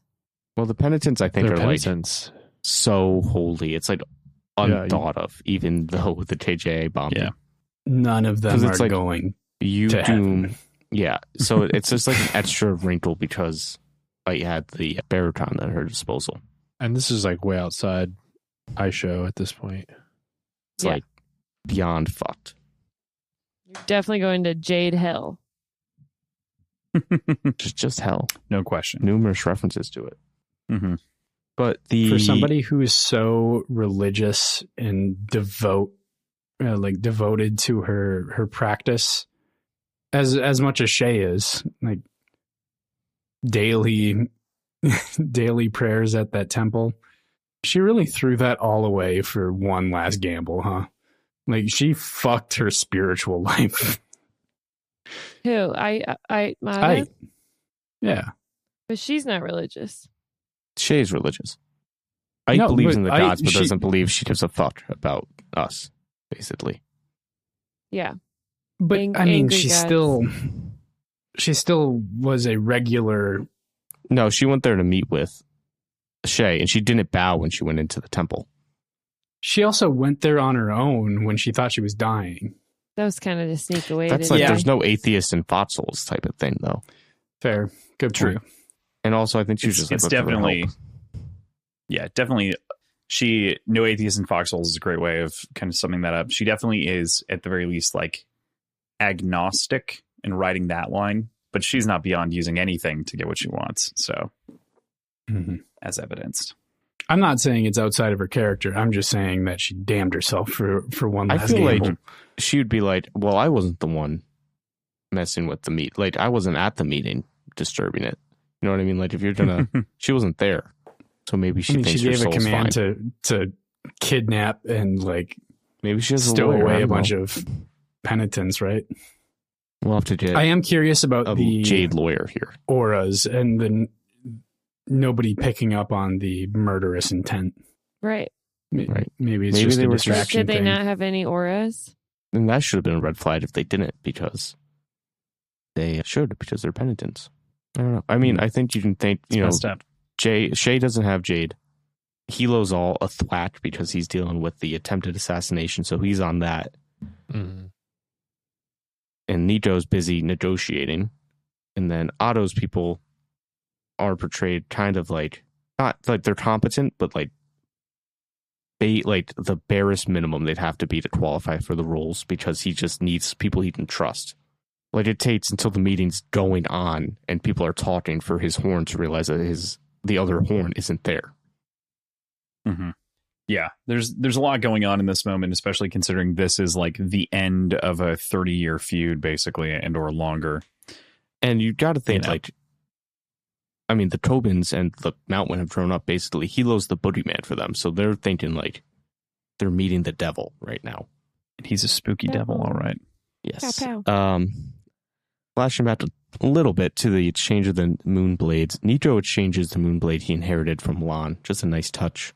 And there's like Hilo sort of choked up, feels a tightening thing in his chest where he's like, Lan, are you seeing this? And it's just like, God damn, that's tough. That line is the one that grabs me by the throat for the 'Cause rest it's of like this scene. Hilo Like, is sad. He's fucking stressed out. He's like, we couldn't kill Ite. Something's up. And even then, he's still like so proud of his nephew in this moment. And like then Shay wishing his brother would have later- been there to see it. Shay later has that We're not same... ready there. Don't say it. I can't do it yet. We're not there yet. If you want me to be coherent for this little bit, we can't do that yet, Erin. Save it. But it's relevant to what you just It's said. not so I'm relevant. gonna I say can't. it. I can't do it. I've got it. I've got it written down. I already But extracted it's it. the Got it same here. thing. Hilo has it in his mind, and then Shay, in turn, has it. God damn it. Thomas is not going to make it. The dam is broke. Oh my God. Oh man. So all hell breaks loose. We get one final moment of badassery from Hilo as he's the one who figures out what's going on. He shoots the penitent. Bang, bang. I picture it as he domed Blows him his up. I don't brains even. out. Yeah. Just fucking wrecks him. Love to see it. And he kills two of them. So the first one and then another one before the others open fire on him. And he begins to use his Jade abilities to shield himself, but realizes that doing so would kill Shay and Nico, and so deflects Nico out of danger and is shot. And ultimately, several hours later, killed as a result from this. And then the description of this from Shay's point of view, and basically everything that happens for the rest of this chapter is just fucking devastating. And it just feels like you're being chopped in half over and over again. So like Shay's discombobulated, doesn't really know what's going on, and then she's thrown back into it with Otto screaming because his cousin's dead. And you're like, okay, I don't give a fuck. Sorry. Tough. And Hilo Cold. is just, he's dying, and he knows it. Lot rushes in. It's chaos. It's very, very sad. Tough. Yeah. And Is Shay this doesn't hard? have her Jade, so she can't channel or do anything to help. Mhm. And even Neat. like, Nico being so like upset, mhm. scared. I don't know. That was also very sad. Yes. Mhm. So This is the point where Hilo asks to be taken to the house, not the hospital, right? Mhm. yeah, well, as he demands basically, Yeah. which is always like, this happens in another thing I don't want to spoil, but another property that I love very much. A similar character is like the one character negotiating, trying to save him. He's like, hey, like I'm tapping out. Like, keep me here. Like, let's not fuck this up type of thing. And that's just, there's just something extra sad about that, where it's like the one character is almost at peace with what's happening and acknowledges it, and everyone else is freaking out. Yeah, Hilo's like, Shay, I can't feel my legs. And you're just Come like, on. fuck. Take me home. I want to see when. Yeah. And so there's like a couple just devastating, again, I don't know if there's another way to describe it, gut-wrenching, horrific, terrible, painful Gut punch. descriptions. They get into the car, and I'm going to quote here, Shay got into the front passenger seat and hung onto the door of the car, her head pressed against the window glass as if the vehicle was a life raft. Like, just, what the fuck? Why are you doing this to me? What did I'm a nice person, Fonda. I'm a good guy. Yeah, there's a number of things. There's the draining of color in his face, the way that he looks paler than a sheet, and he's turning gray basically in the car. The way that it's clear that like all these things have perforated, all of the stress of every situation. Obviously, we talked about Nico reverting, but like still not really knowing, having any clue what to do, going from this competent person to and like emotionless, and then losing his dad again. They're in the back of the car. It's not even the Duchesse, which is just like, I don't know, there's something to that, I think. And Nico's cradling his head, begging him not to leave him, and he calls him Da, which, you know, that's what he does. Like, that's his base instinct when he's talking to Rue. That's not, when he talks to Hilo, he doesn't do that. So there's just like, fuck. Very sad. Just makes this moment just like very real and visceral for sure. Yeah, and we get, it's like, here's a character that we've grown to love. I know especially you guys have really grown to love him because you didn't love him at first. And it's like, hey, you've had to fight for this love. Here is the description of everybody he loves and loves him, seeing him die. So yeah, this is sad. Yep. They finally make it back to the house, and Andon's there, and you're like, okay, cool. Andon's here. He can do it. If anyone can save Hilo, he brought Wen back from the dead. I kept saying to Kraus, Andon can save him, right? And I was just crying. And then And it's you were like, Andon swayed violently as if they're struck in the face, and you're like, well, fuck. This is bad. And then, as if, you know, all the things we've had so far, as if that's not enough, Wen ran to the front door, saw her husband, and collapsed to the ground with a wail of pure animal pain. That's the worst one. Yes. For the record, that's what I did at the end of Lightbringer. That's the saddest That's what I one. Coffee shop. Oh my god. Oh my goodness. Oh my god. I don't smoke. I've never smoked. I need a cigarette. It's just fucking brutal. And, you know, as sort of like a post-op on the whole thing, talking about surgery, you know, I want to give a lot of appreciation to Hilo as just this character, as Fonda has written him. He is like easily, God, where I sent a text message at like 12:40 or something like that to you guys at night that I had just taken down a note. And I wrote down, Hilo is without a doubt one of the most complex, interesting, tragic, and well-written characters that I've ever read or experienced in my time with fiction. And it is so brutally sad to lose someone of whom has grown, changed, and like who knows better a lot of the time and like knows what he's doing wrong. It's just it's so different than most of the other characters that you read in any other book, any other work. Yeah, he was definitely to watch everyone else crumble. He was a tough sell at first, but then once he grows and you get to know him, then you don't want him to die tragically, of course.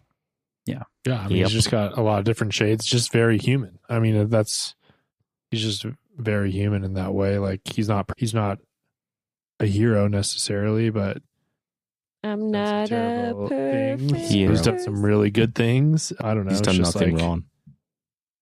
It's like he just is complicated in that way, and that shades him. I don't know. He makes him very interesting. Yeah, he's just so real. Yeah. I think I am sympathetic towards the opinions of Hilo and the idea that like his interactions with Rue from the start and Rue's parents and the murder and kidnapping and that being, Nico, sorry, misspoke there, but that being irredeemable. I can understand that, and I do a lot of sort of heavy leaning on the differences of the culture, and I don't try to justify it necessarily and like wash it away in my own mind, but I can get past it a little bit and understanding how the culture is set up a lot differently than anything that we've experienced. Or at least Hilo's relationship to the culture. Right. Yes, that's a better way to put it. Mm-hmm. So he wasn't a saint by any stretch, and he was kind of a bad dude, especially earlier on in his life. Whoa. It's true. That's why it was a hard sell. He may not have been a saint, PJ, but he was like Baijen. Maybe. There you go. Despite all of the baggage that comes with Hilo, he still became such a lovable character for me, and it's so hard to see him go. Yeah. I feel like some stories, our heroes are bad guys, and you just gotta accept it and, realize they're good guys in this context. Like heist movies, you're not rooting for the cops 9 times out of 10. You're rooting for people who are fucked up and evil. Peaky Blinders, you're rooting for the devil. Just gotta lean into it in this story. You know what I mean? Hilo is not perfect, but he is perfect for his world. Here, here. Here, here. Cheers. Cheers. Pour one out for our boy. Salut. Salut, La Familia. We do, I think. Mr. Corleone.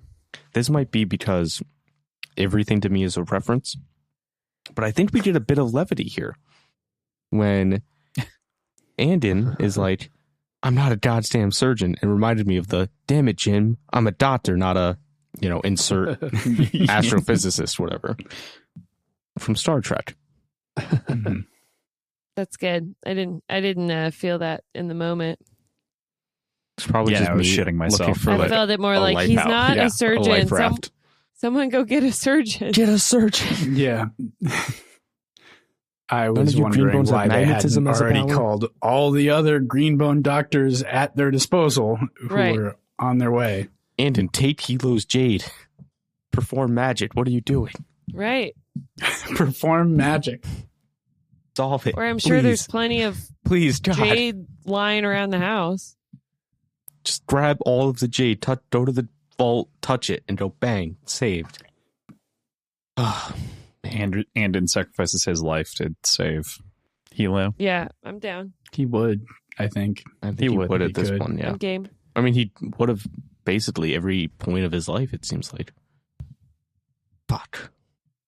I'm sad, guys. I'm sad. We get an update on the city, what's going on with the clans in the immediate aftermath. Ite and rounded up. Everyone's fucking pissed. Everyone's like, what the fuck? She's been captured. Otto is alive. And Shay realizes that Hilo prevented Ite from obtaining her final victory after all. And thinks because of Hilo. Because old tigers understand each other. Old tigers. Old tigers. Yes. And now we get this. So this part is what gets me every time. I do want to bring just one small thing up before we get there. There is a moment in which obviously Ite is captured, but the fact that she was bold enough to walk back on the fucking estate and like just imagine that she can reclaim that in this moment because the other pillar is dead. Man, fuck you, lady. And it's like the mountain was protesting her before this. Mm-hmm. And then she's like, hey, I lied to you all.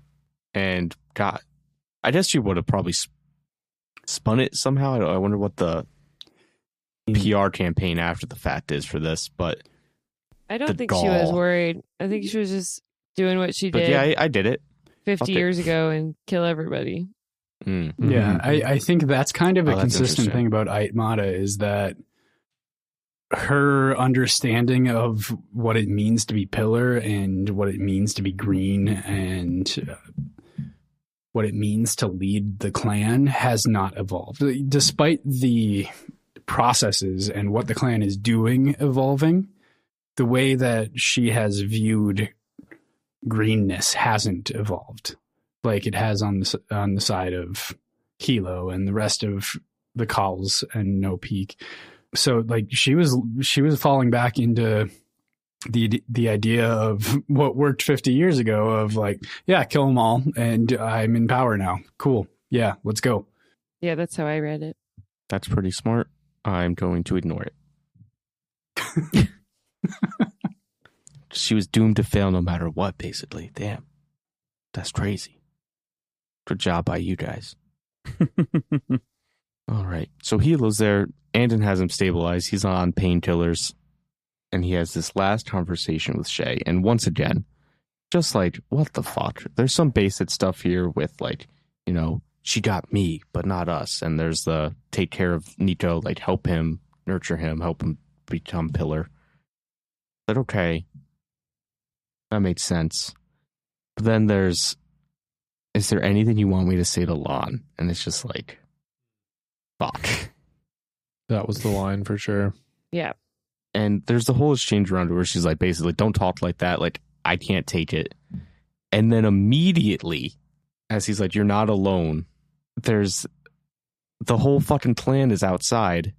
Lotjin, who's not a zealot by any means. He's just like a rational dude and he's on the fucking Duchess. And they're all, the clan is our blood and the pillar is its master. That was pretty fucking awesome. And it's like they weren't doing that. I mean, I get he was on his way out. He wasn't pillar anymore. They didn't do that for the torch. They didn't do that for fucking the spear. Oh yeah, You brother. know what I mean? Like, is Hilo the goat? Hilo's the goat. He was the pillar of KCON, that's for sure. Fuck, man.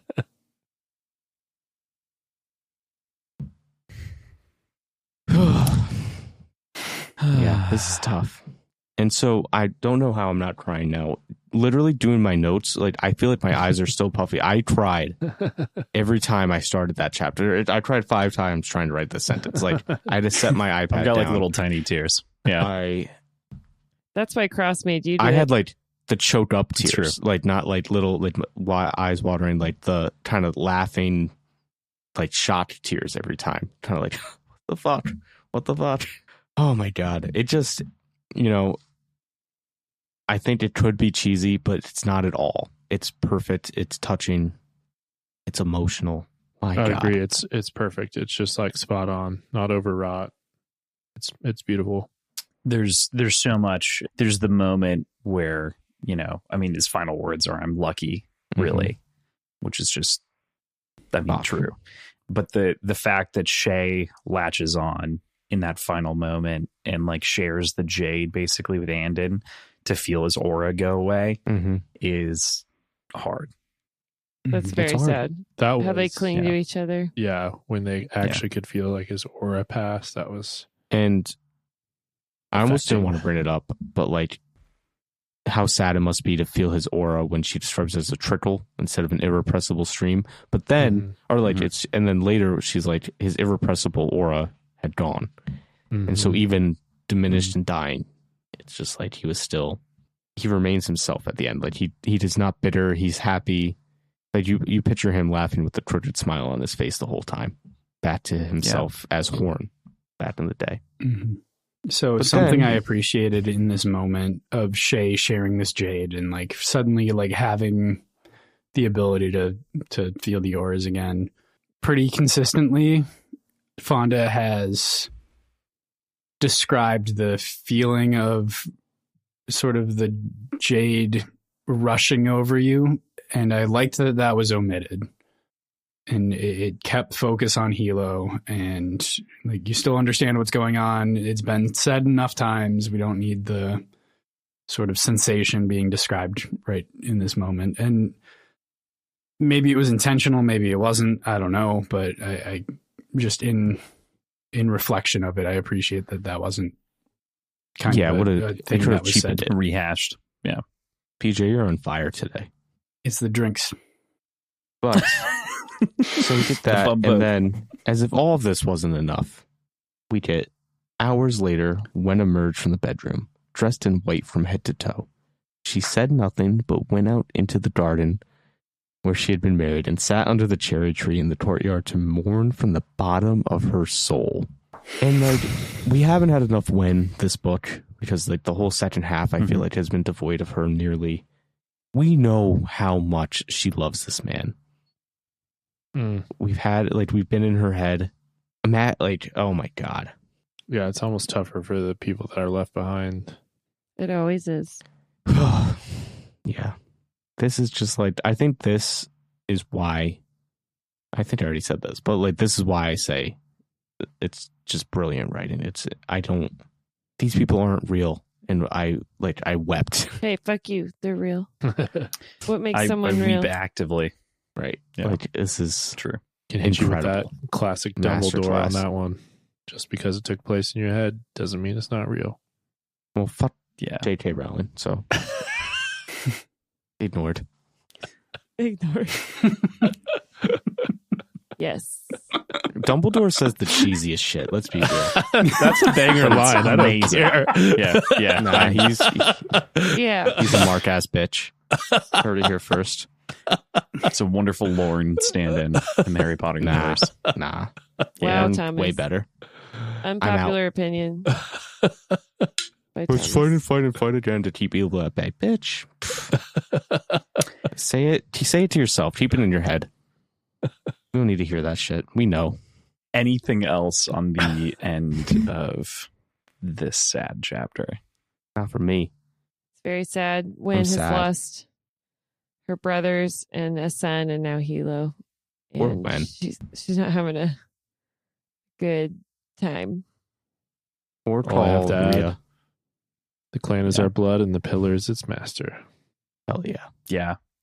That fucking go out chant. This is such a visual chapter Mm-hmm. that you can imagine the end of this series and the way that this would go. That chant is the end of an episode. And then like just the scene of her going down to the tree and like, you know that it's over. Like, Yeah, next episode. that's the end. Yeah. Fuck. And next season on Jade Legacy. Yeah. Yeah. Okay, cool.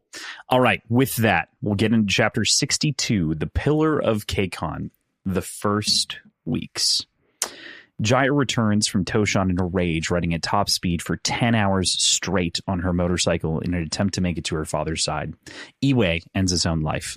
Nico asks Andon to be his pillarman, and Andon declines, still planning to seek office. Nico has conversations with Kobin Otto as he visits the Call estate and explains that the mountain is perhaps beyond fixing. Otto also releases Mata to the No Peak clan for judgment. I know that's like short and snappy comparatively. And for me, for the most part, for this one, I was having such a hard time trying to do these notes that I pretty much just wrote down quotes. So we'll just kind of fly by the seat of our pants on this one. Jaya returning that's what hits me outside of the Shay parts the hardest, is like her missing that moment of familial connection in that kind of final seconds and that rage. It sucks. Her That hurts. reaction's firmly in the denial stage of grief, and then in the I don't know all the stages, And it hurts Me just. too. and then in the let's murder everyone stage. This is how like a young Hilo would react to this type of thing. Yeah, too, Jaya's so very like, Did also, react yeah, to Lon's death. yeah. Right. Yeah. That aspect of it is difficult as well. Yeah. You feel for Jaya immediately, but you can also understand everyone else's reaction. Of course, Nico being the one to rein it in and be like, no, what we need to do is we just need to take a second, step back, and let them sort this out. I do love Shay's double slap. She's like, call me a Yeah. bitch again. Fuck. Mm-hmm. Pow pow. Tensions are high. Yes. Yeah. I mean, Sometimes you gotta slap your niece. sometimes you gotta hit a kid. She's not a child. It's fine. She's an adult. Sometimes But yeah, Jaya's response is very Hilo-esque, and then Nico's response is very Lon-esque. Mhm. Yeah. Nico is definitely the better parts of Lon with those like strategic parts of Hilo. He is this combination of the three siblings in a big way.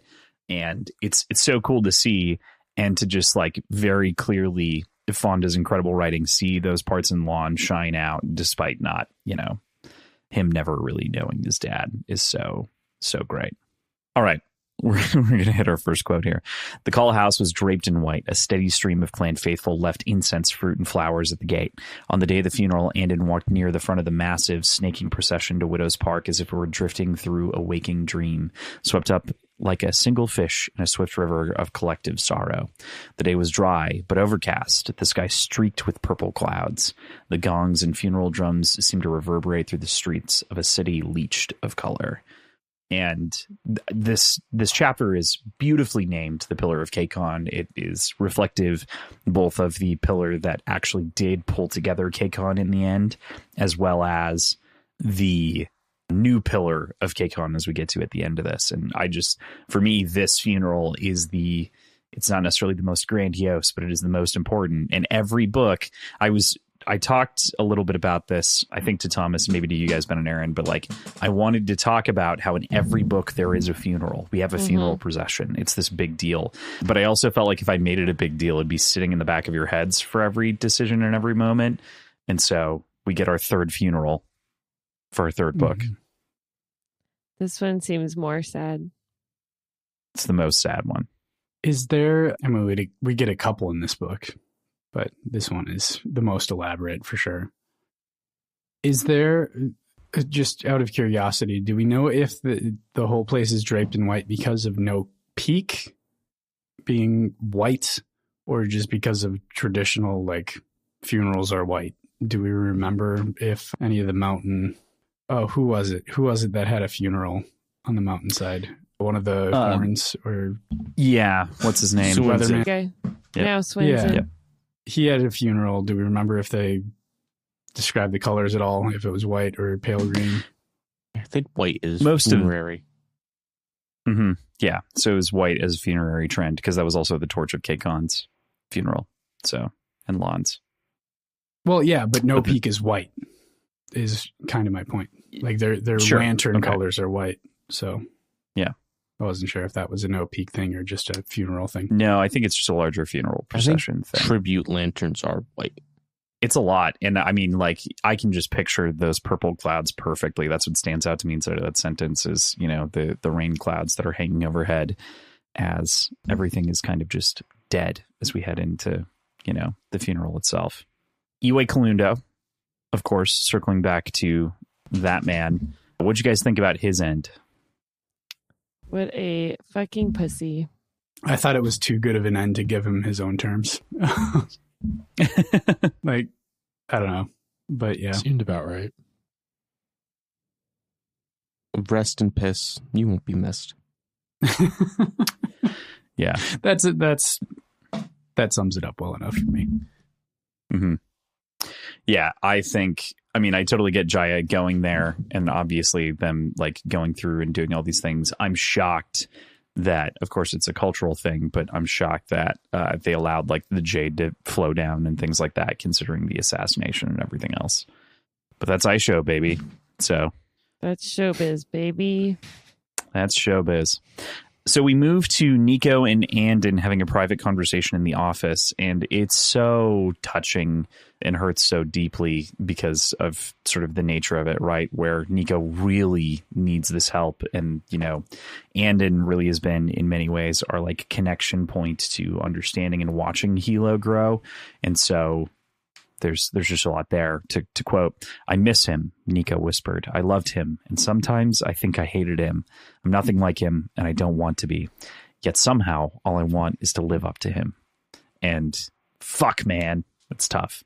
I feel I really like thought Andon was going to fold after this.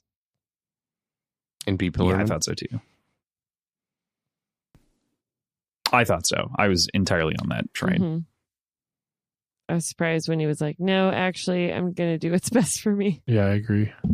It's real growth from the emo, satisfied kid who is willing to do whatever to get people's affection. Right.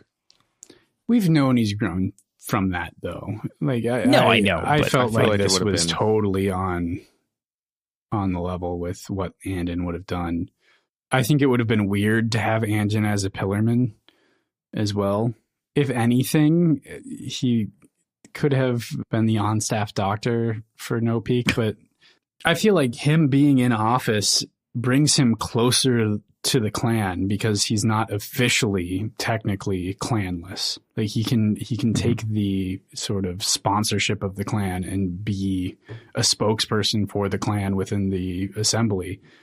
Like I don't see any situation where he would have made sense as pillarman other than just making Nico kind of a little more comfortable in the moment. But the power dynamic would have felt weird. Yeah, I don't know about that, but I do understand still the rest of it about the, I don't know. It's tough though. I mean, especially the way that they share that and the fact that it is this office that's been handed down, a couple of times now. Ben, you looked so intently into my eyes that I thought you had something to say. And you pulled the mic down. And I was like, ready. Yeah. So Kobanato and Nico's conversation, moving on to that part, obviously, when he actually comes over and visits the estate and sort of, by all intents and purposes, like is surrendering fealty in a big way to the clan. What did you guys think about that conversation? Crazy. That was pretty wild. How he just kind of gave it up. And he's like, I'm out of control, right? Yeah. Or just admitting it and not gripping onto power until he dies, like all the other leaders. Yeah, it really does kind of show you that there's new generation in charge. There's a new, legacy of kind of how this stuff is going to work out. Yeah, I thought that was very enlightening. Just like it just shows like the evolution that we've taken over the last 30 years. Yeah. I feel like with this generation going forward, the idea that like that conversation between Shay and Ait where she's shocked and it's unprecedented to even allude to the idea that anything happened without direct authority from you. Like that shows that you're slipping, and like just that sort of admittance being unprecedented. I think that's a thing of the past with this generation coming into power, which is great. I think. Yeah. There's a lot less questioning. It's just going to kind of function a lot differently. And yeah, the fact that this is all changing so quickly is fantastic. I also want to point out that I love Fonda's choice here to put us now into Shay's perspective at this point and to be basically listening to the conversation from a distance and then paint it with that brush like you were kind of pointing, PJ, where it's like now everything is going to be different and like this is a good thing, and getting Shay's perspective on change is wonderful. Yeah, pretty good. The mountain is also in a really bad place. Everything here at the end, of course, just to kind of put a capstone on it, they're effectively down significantly in size. There have already been clans that have defected over to No Peak, obviously, after kind of the standoff and the impression that Hilo gave as a leader, and then his ultimate martyrdom, bringing people together, it's huge for the clan. And so the mountain seems to be pretty much just a name and a minor clan now. Tough. May the gods bless No Peak. Yeah. It's the filler. It's the funeral of one of the pillars of KCON and the establishing of the next one all at the same time. Do you guys do yoga? The bowing thing? It reminds me of yoga. Namaste. Yeah. Yeah. Anyways. There are a couple of quotes here, of course, because like I said, I just wrote down quotes. There's the one that we were talking about that broke, right? And that you were mentioning, Erin. Hilo, Lon, Shay whispered in her mind, "Can you see this from wherever you are? We did it at last. We kept our clan. We made it stronger and passed it on. I miss you both." Yeah. Very sad. It's a very sad line. Sad but cool. I don't know. Yeah, I'm still Ben's like hopeful. Dope. Yeah, it's like hopeful. Yeah, it's like, and they did what they meant to do. Like, especially because she's like down bad, Right. and like shirking her duties. This is kind of her like seeing the light and being like, I can get through this. Yeah. It's a good little moment of reflection and change. And really, it's nice that Shay, if one sibling were to survive, Shay's the one who has the faith and can believe that, she'll see her siblings again. So it's probably good if one was left. It's the hopeful one. Mm-hmm. Yeah, Right. that's a good Well, point. she's just a great bridge, I think, between the old and the new. Mm-hmm. And part of what's like ushered the clan into this era that they're now currently in. So I'm glad that she's linking to that. She's like a link to the past, but she was like, you think about her 30 years ago, she was just like screaming, this is the future. So I think that's really cool. I agree. Yeah. It's also, there's just so much with Shay's character that kind of comes full circle in a lot of ways that we'll save mostly for the wrap up. But the fact that she starts Jadeless, ends Jadeless for very different reasons, and kind of flips her perspective on the clan and everything else to have this moment, and religion, because she also wasn't religious, and to now be like stepping in and being like, all right, yeah, this is, we did it. We did all the things that we wanted to do, that we set out to do as a family. And here's the seal on the chapter. One more quote here from Ite, or sorry, not Ite, Coben Otto, because he's abandoned the name, of course. Mm-hmm. My aunt was right all along. I'm not a strong pillar and could never be her heir. But maybe we've had enough of those types of people. Whatever happens after this, whether the mountain survives, whether I remain pillar, No Peak will be the largest and most powerful Greenbone clan in the country. It will be up to you to be the pillar for all of KCON. I know I should feel defeated, but mostly I feel relieved. He touches his clasped hands to his forehead and tilted forward in salute. Far do your enemies flee, Kaljen, and may the gods shine favor on No Peak. So before he ends it with the cool far do your enemies flee bit, which just hits every time, I'm like, this guy's soft as fuck. I thought it was like just very realistic. Like, who the fuck It wants is, to but, deal like- with that stress? Yeah. And he is pretty much like the a relief propped is up pretty boy. realistic. Yeah. And also, I mean, respected not to it. keep leaning on the old versus new generation thing, but the idea of pretending that you're just as strong, and even when you're on the back foot, has to be fucking exhausting. Exactly. And they're so far behind at this point. Like, there's no way that they could compete with No Peak, especially with a brand new, less capable pillar. Like, yeah, of course. Who also just lost his horns, Weatherman. Yeah, Yeah. and I'm sure Mata wasn't setting him up for success because he was never supposed to survive. She was setting him up for a coffin. Slaughter. Yeah. Yeah. No I guess. joke. Could not be me, though. Could not. But I think Could not. Nico, I'm sure, relates to what he's saying. Like, he's dealing with a ton of stress of becoming the pillar. And I feel like if he was in that position, he would also feel relieved that it wouldn't be him. So, Being the top dog. yeah. Right. I think the reason I have an issue with it is that we see, and again, this is an older generation, but when the No Peak clan absorbs the smaller clan, who basically has like, they've been fighting, doing their best to survive intact, and joins the No Peak clan just because they have no other choice. I forget like which one it was. Six But hands. Joe-san. Six hands. Yeah. One of There's a those couple. two. But like the anguish from their pillar and knowing like, I have to do this, I'm doing the right thing. But he's still just like so torn up about it. And then here, Tobin's just so relieved. Like, I think the relief is what leaves a bad taste in my mouth, even though it does make sense and it is admirable and honorable to like know yourself and to be realistic and do. Like, he is kind of doing the same thing, but just like the relief part of it is kind of weird, which is a new generation. Yeah. Oh, man.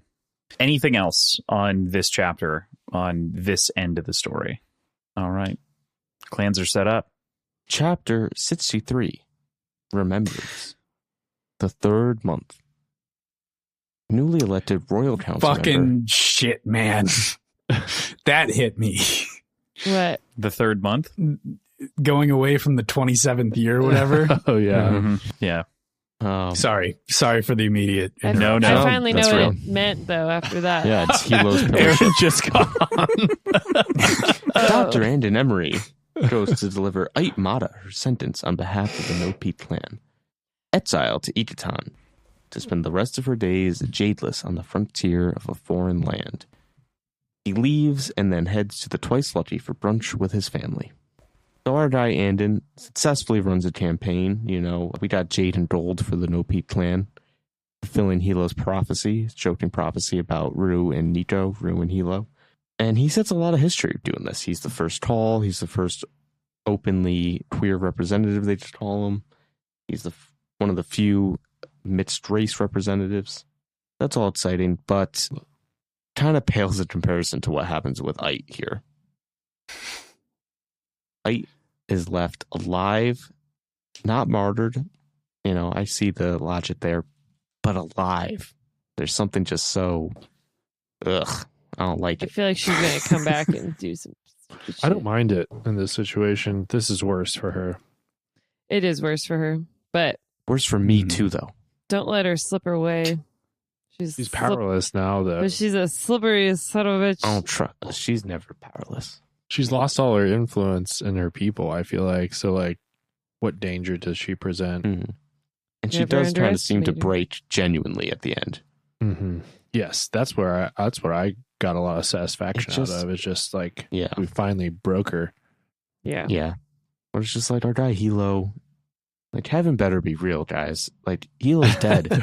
And she's just like, oh, I'm a little old, sad lady, retired. She's gonna, like, she said she could live a while more. She could Good. find happiness. I hope she's not happy for a second. She's, she's living happy out for on a second, this wasn't prairie, worth it. A frozen prairie in Egaton or whatever. Mhm. Better. Like, she better be Mhm. miserable every second for the next 16 years. Damn. man. Yeah. I do want to bring up and mention too that she almost tries to take credit for Yes, the I have assembly that. of the One Mountain Society. Oh, okay. Just like, fuck you, lady. Yeah, like, so she tries at first, she tries a little bit of spite, like, these fucking cowards, they're not. I knew Otto wouldn't come see me, but I thought Nico was more green than that. And then, like, she tries to take the credit. She's like, oh, I knew, like, I did this, and it's somehow because of me, but it's you guys in charge, but still taking credit for it. Yeah, it's just like, whatever, old lady. Sad old lady. That's almost sadder than when she breaks. Exactly.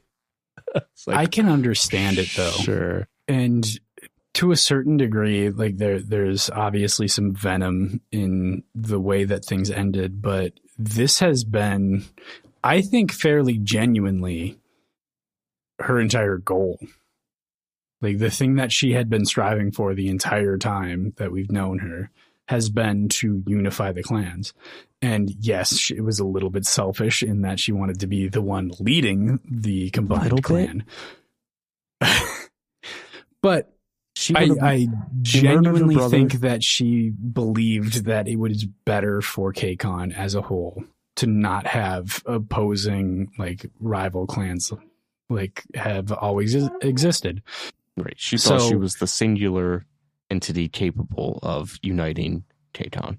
I think that it is probably hard for her to separate that, in that, like, this is what I was striving for. If that in her head is her primary goal, I don't know if it is or not, but if that's been her primary goal for the entire time and it comes true despite not being in power, I have a feeling that she'd have a hard time divorcing herself from that outcome. So I don't see a problem with it, and I don't necessarily see it as a personal flaw of hers in feeling accomplished in something that she didn't actually do. Sounds like we got It a feels in new line with her character. sympathizer. Yeah, right at the last second, we got a Knight sympathizer. Wow. Wow, PJ. Disgusting. I fucking hate her, and I hope that whatever death comes of her is fiery and slow. Long lasting.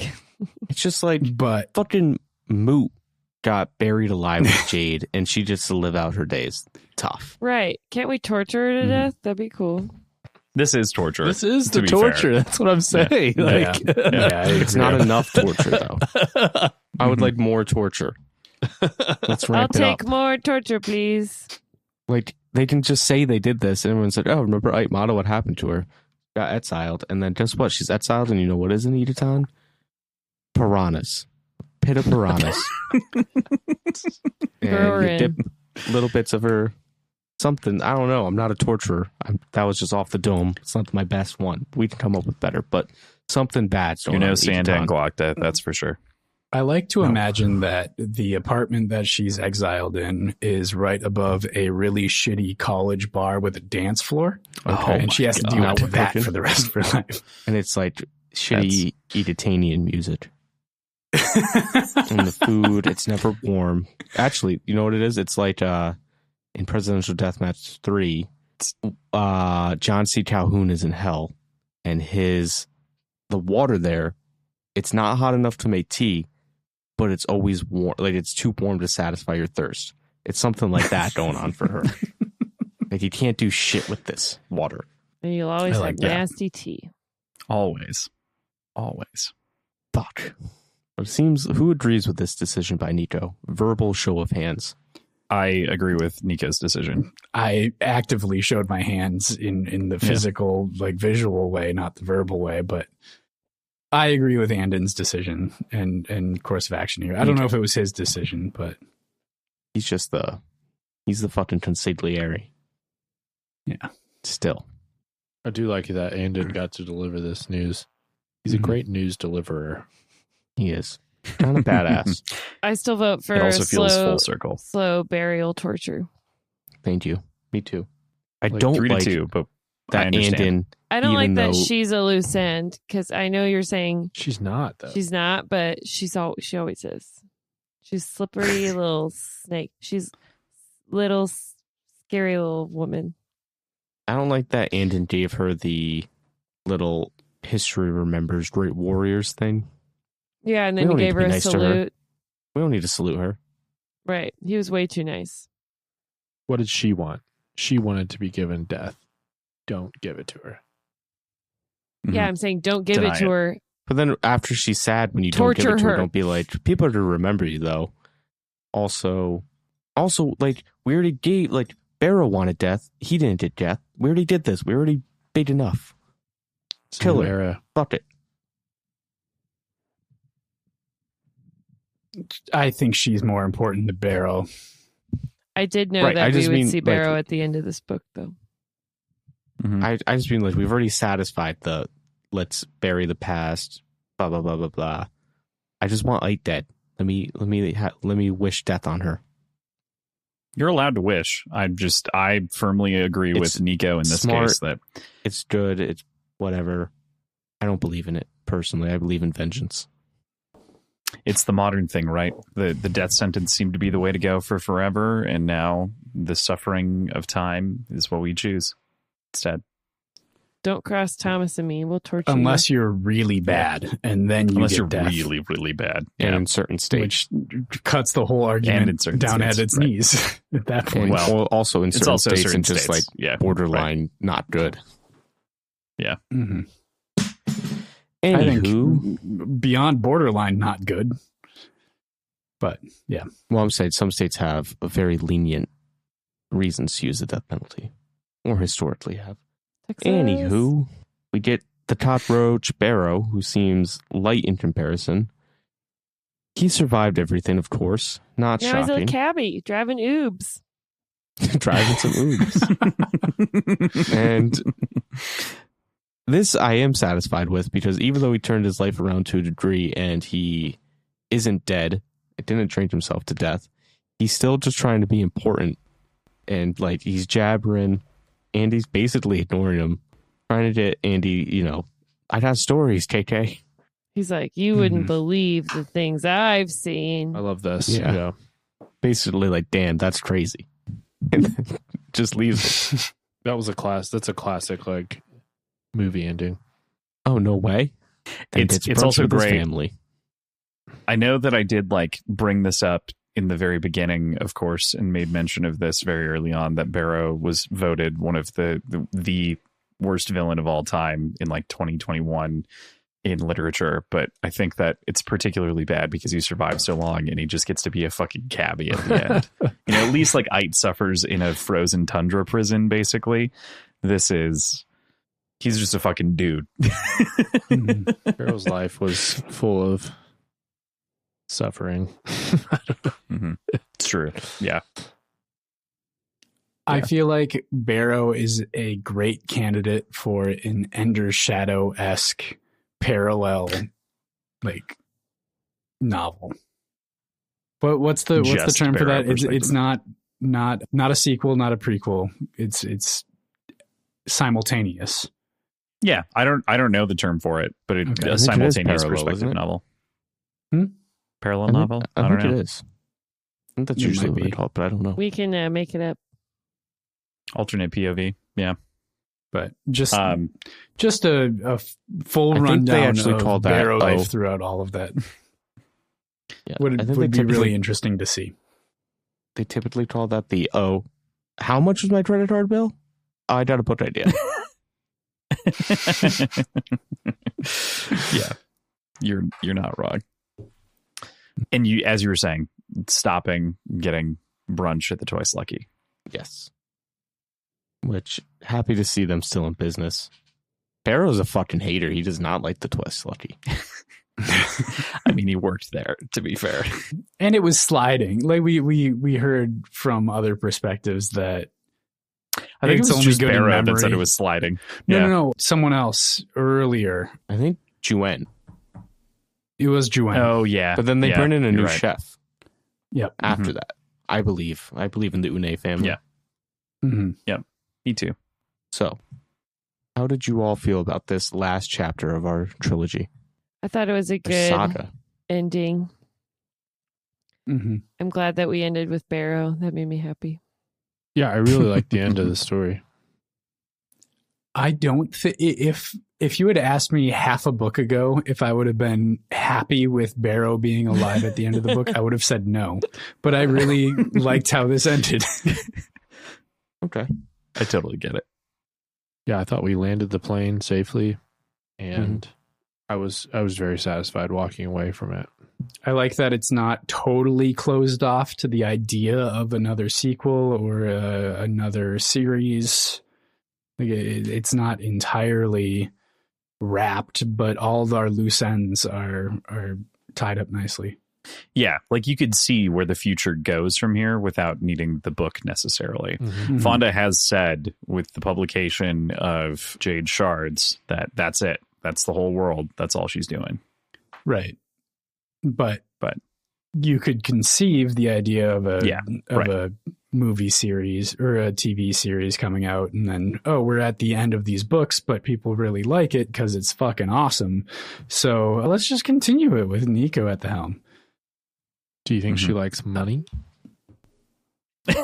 that's again to the credit card bill debt. I think, listen, she's going to have something that's going to blow all our mind. I mean, she has like a lot of projects actually going on. Mm-hmm.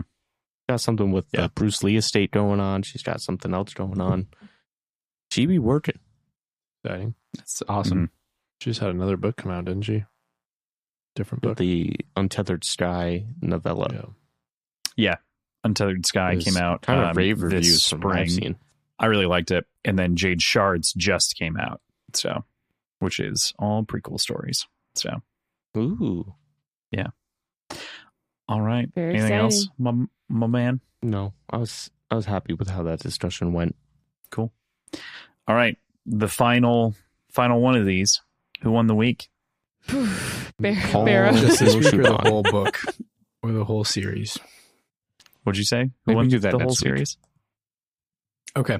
Yeah. That's fair. No, it's just book. Just the week. Nico? I think Nico Yeah, I think and Nico. Otto/Kobanato. Breaking the generational trauma. Break the chains. Break the chains. I think I go call Hilo. Shoot on. Me too. One. Oh yeah, Can you Pretty win if you- aggressively Sacrificed himself lost to- the week, Can though. you win if you die? I didn't know. I mean, but he won the He war. ushered in a new age. You know. I know. Yeah. I'm just... That's probably He right. stayed himself. He wasn't broken. But I do like Nico as a pick. I like all those picks, frankly. Even Barrow winning the week. Like, yeah, fuck, man, you made it Barrow out. lost the The week ultimate because No one cockroach. wants to hear his fucking stories. Hey, as a I cab think a driver, good though, argument they can have be to made hear for- his stories. Yeah, Andon did. Captive Andon was audience. like, what? Yeah, I was going to say Andon. I just wish that I could make a good case for Andon as well. You want to hear a story? Yeah. You know who did not win the week? Any woman that we've spent time with in this story besides maybe Tia. Shay, devastated, very sad. Call when Rhea, Yeah. or Juan Rhea. Just, oh my God, this poor woman. One of the Mhm. worst lives of all time. The Armada men are- also didn't win the The week. men are just as heartbroken. They all lost Yeah. the same people. It's true. All right. Well, cool. We've got a number of bets to pay off, but that, of course, will happen at the very top of the next episode Need just to to make it get- extra fun. Get some good shots. All I have right now is Fireball. Ugh. Perfect. You don't have to take shots. It's just drinks, but We're it would really be- fucked up. We're gonna take shots. Yeah. All right. Yeah. Perfect. There's a couple. you can pre-count and pour ahead of time. I can't wait for you guys to eat crow for the poison to Jade thing coming up. So You I'm not ready to pay up on that one. motherfuckers. I still think I think we'll figure it out. We'll learn. It was poison. I'm doing my That's own the one research. loose end. He was kind of poisoned, in a way.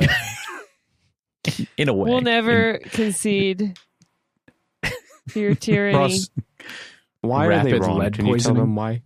because you can't poison the Jade, just like they said in the book multiple times. Who Is said? it also because, like you All say, the calls. Okay. the It's everybody? not textual. There's also your point that I'm stealing from you. It's not my thought. Sure. That Jade is the poison. Perhaps. Oh yeah, right. In general, Mhm. Jade is the poison. Right.